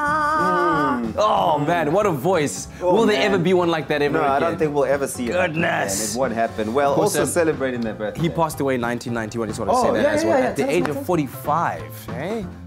So he would have been how old today? So add on 1991, add on another 17 years to that? Yeah. Yeah. Oh man. Also, well, happy birthday to one of our viewers, Filda Klut, the best mother and grandmother in the world. Lots of love from your family. And there's one happy 20th birthday to Tasha Moodley, and she says that Expresso is her favorite feel-good morning show. Wonderful. Bonita Johanna says would like to wish her daughter Maya a happy 10th birthday. Happy birthday. And Teresa Boshoff says she'd like to wish her son a blessed 21st today. What a special day. This is Nathan, who turns 21. Your mommy loves you to infinity and beyond. Connie Konani sent us a birthday wish for herself. Have an amazing birthday, Connie. Meanwhile, Jean Weinhardt says, sent a happy birthday message to Deborah Tyson. Happy birthday to you, Deborah. And last but certainly not least, Annette Roberts celebrates her birthday as well today. She says she is 30 for the 3rd time as she refuses to be older. That's just like all of us, really. Good way. Happy birthday to you. Good way, keep it. Listen, if you want to wish somebody, oh, there we go, says Princess. Hi, happy birthday. If you want to wish one of your favorite people a happy birthday on their day, send a shout out through to us on our social media pages. You can find us at Expresso Show on Twitter, Expresso Morning Show, SABC3 on Facebook, always with hashtag Expresso Show. Let's dive into that. Thank you so much. Wow, that just came out of nowhere. Thank you so much, guys. 3 powerful symbols come together. The crisp white of a nurse's uniform, so long an object of hard-earned respect in our country. An emotive slogan to shift the mind and move the heart. And then the last symbol, a strong woman and mother figure who had long led and guided us. If you put all 3 of those things together, you get a hip must-have T-shirt. And of course, you have a potent force for good. August is Women's Month, and what better way to celebrate it than with the centenary celebrations of Shiro Ma Albertina Sisulu. We're at Sandton City at the launch of her centenary T-shirts in support of her Nurses Fund. Often referred to as the mother of the nation, Ma Sisulu was a political activist, a nurse, and one of the most important leaders of the anti-apartheid resistance in South Africa. What role does the launch of Ma Sisulu's centenary T-shirts play for the Nurses Fund? It's a pivotal role. Tonight sees the launch of a fundamental and major shift for nurses in our country, and it's a great event. It's a celebration for the nurses in our country. Ma Sisulu was a nurse herself. What role did she play for the nurses in South Africa? I think Ma Sisulu was the ultimate nurse. She was the ambassador. She's the face of nursing in our country. She was a community worker. And I think this is an incredible testament to Ma's legacy, both as a nurse and as a community worker.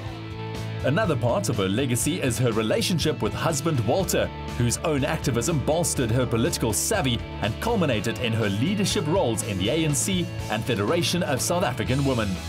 She is my Kaka Albertina. She's my great-grandmother, and she's always given me words of encouragement. She's always made me feel like I can and I will, and she's always given me that power to do everything that I possibly can to be the best me.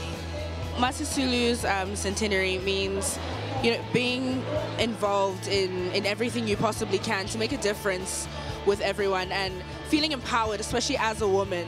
You know, especially during these times, it is very important to feel empowered and know who you are, know where you came from. And Gogo had always made sure that we had felt that. So her centenary is just something that I'm very grateful for, and it makes me live each day with gratitude and not take anything for granted, because we've had amazing freedom fighters like herself in the past. I think the country hasn't honored her enough. But then I suppose it's good to reflect and to celebrate. You know, she was an absolute gem, and I think for me, we need to celebrate that. The Kisua fashion brand is all about celebrating Africa and telling African stories. Ma Sisulu is an African hero. And so it is important that in the centenary year, we do something that will last, something that we can remember her by, not just in beautiful speeches and pleasant, witty slogans, but something tangible, something that she would have been proud of. Like helping more young black female women go into the nursing profession. Tell us more about the look and feel of the T-shirt. It's a small T-shirt capsule, 2 styles for both men and women, unisex. There's also the 1956 T-shirt, which celebrates the marches. Ma Sisulu was an organizer of that march. Not a lot of people know that. That T-shirt also has the words Mpokod, celebrating the strength and the power of women. Where can people get the T-shirt and be part of this amazing movement? So you can get it at the Kisua store in Sandton City. Proceeds go to the Albertina Sisulu Bursary Fund for nurses. And you can also get it online at kisua.com. Free shipping anywhere in South Africa. Never ever doubt the power of deeply motivated people. And as Ma Albertina Sisulu has shown us today, a powerful movement can really change the world as we know it. May her legacy live on.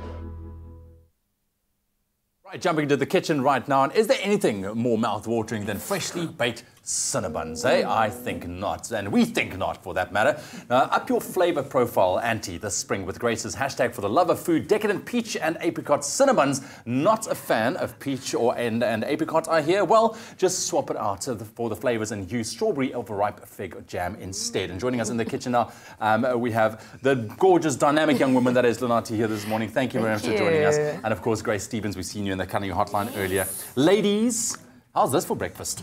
Hey? This is the breakfast of champions, Ewan. I couldn't agree more. It's going to be absolutely amazing. Do you know how to make Cinnabons? No, I don't know how to do most things in the kitchen, to be honest. Really?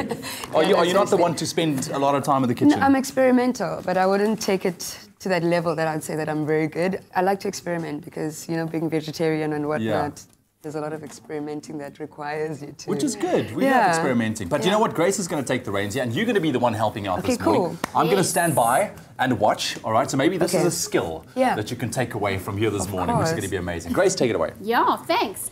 Well, I'm using my Sasko flour, so I've got a cup and a half here, and then you can do this. So we're going to just activate our yeast in the milk. Awesome. Okay, there's that. And then I'm going to put some sugar in my flour. So you give that a whisk and just get that going. Activate that yeast tonight. Activate it. So it's dehydrated, so you just have to get it hydrated again. Why is it called activating, Grace? Because it's dehydrated, and you're just going to add some more hydration to it, and then it's going to start coming alive. Oh, it's alive. It's alive, Lunati. It's alive. Okay, cool. Okay, and that's as simple as that. Just rubbing in my butter. And I mean, this is quite cool because when the whole Cinnabon craze hit South Africa a while back, you would look at these kind of Cinnabons in stores and you would see, like, my goodness, that looks so decadent, it looks so amazing. I will never be able to make that in my own kitchen. But we're here to teach you something different. Quite. So you're just rubbing it in there. Yes. Great. Rub it in. So rub it in, and then I'll add the wetting. That's perfect. Okay. Enough activation. It was a good activation. Well done. Thank you. It was a good activation. So mix this together until it's completely combined. Right. And then we leave it just to rise and double in size. So just call that proving. And then I have rolled it out like this. So this is one that I made earlier. That And it's finish is been- proving. So it proves for about 45 minutes. It proves, Okay. Lunati. Yeah. Have you heard the term? Yeah? No. Not gonna lie, great on screen, but in the kitchen. Awesome. Okay.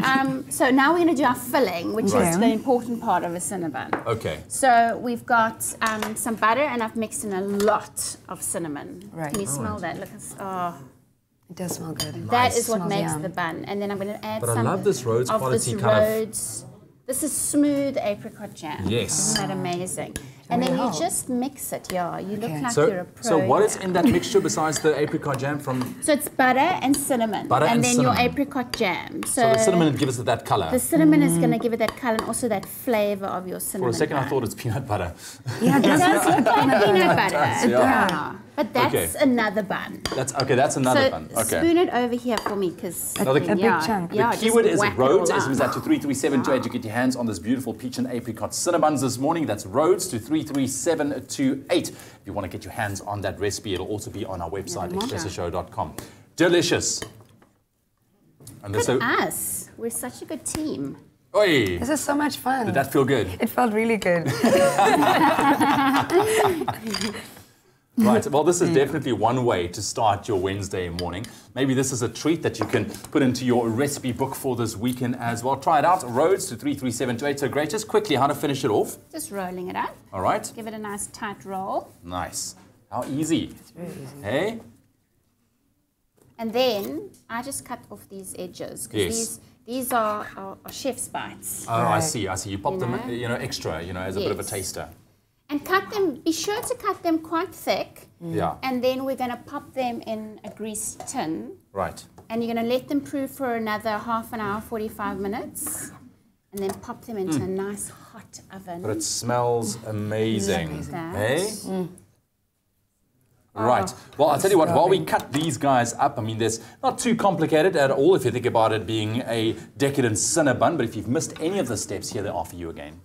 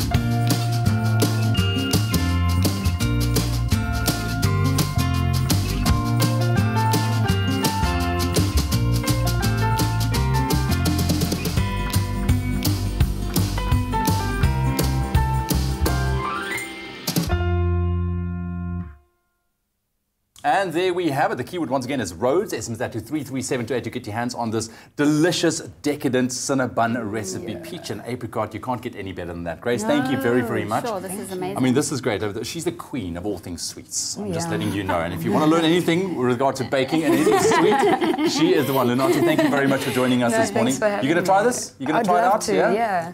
Good. And also you're going to try and make it? Of course. Fantastic. Oh, yeah. I'm just checking. So Well, what is you come over to my house, I'll make them for you. We're going to have coffee. Oh, that it? sounds like good. a plan as well. That's an offer you should So just receive.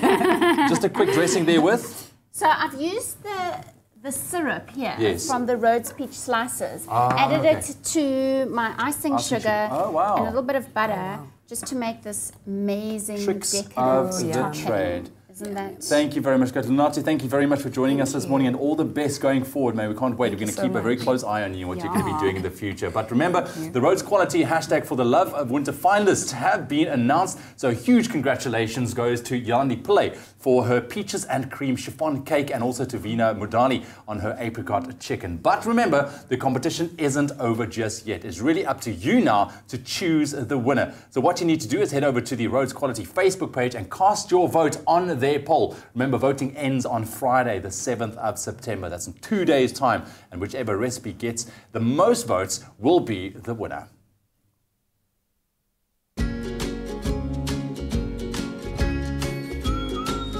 Rhodes Quality, for the love of food. And so with the final few minutes left of the show this morning, we're going to take a quick break, and when we come back, another live performance from Mr. Cat and the Jackal.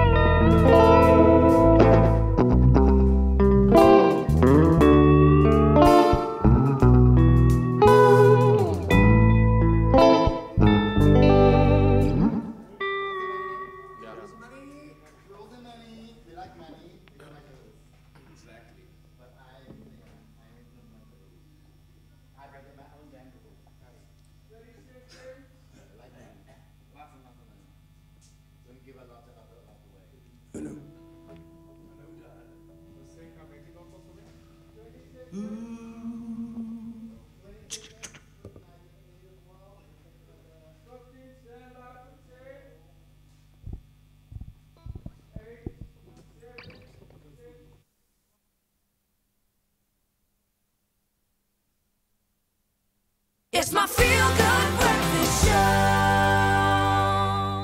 Welcome back, your Feel Good Breakfast show on this Wednesday morning. And we're about to close down this edition of the show with another live performance from Mr. Cat and the Jackal. Here they are performing Rules and Money.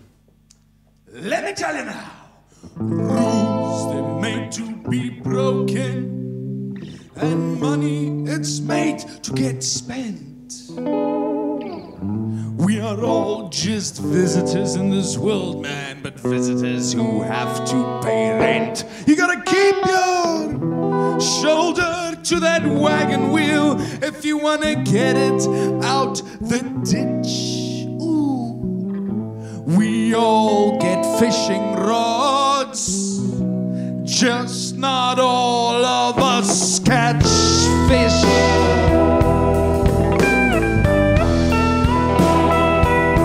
So whether the glass it be half empty or the glass it be half full, if you think life is your friend, my friend, you are a fool. But sure, sometimes we all get the luck of the draw, man, but once you've had a little,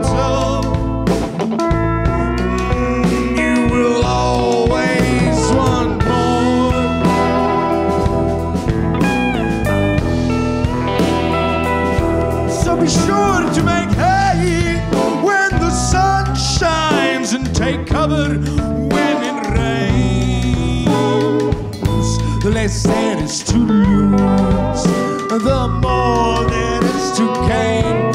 And it always seems like your neighbor's cup, man, it's filled up to the brim, but we all get thrown in the deep end.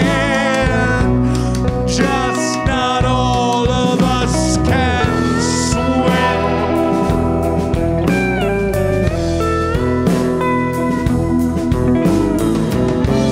Some will be lost and some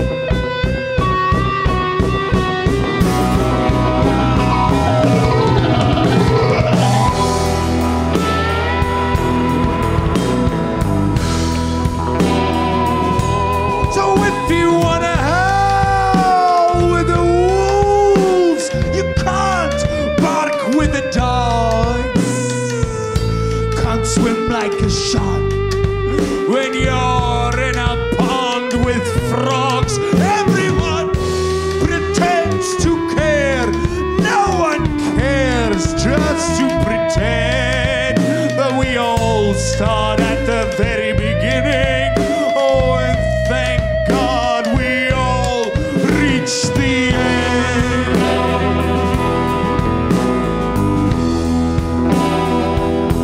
Because you will pay whatever you get in life. Oh, absolutely nothing. Expresso Morning Show, made with love by Clover. Never Feel Good production. I tell you, a bird in hand, it's better than 10 in the sky. Greed is running loose like a madman. We'll gather and gather and gather and gather, gather for dear life. Ooh, then we die.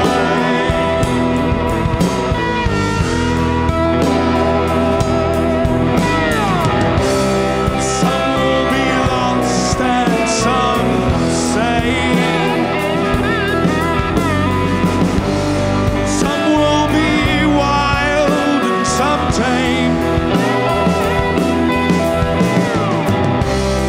Some will conquer and some will fall. Some will be nothing at all. Oh yes, some will be nothing, will be nothing at all.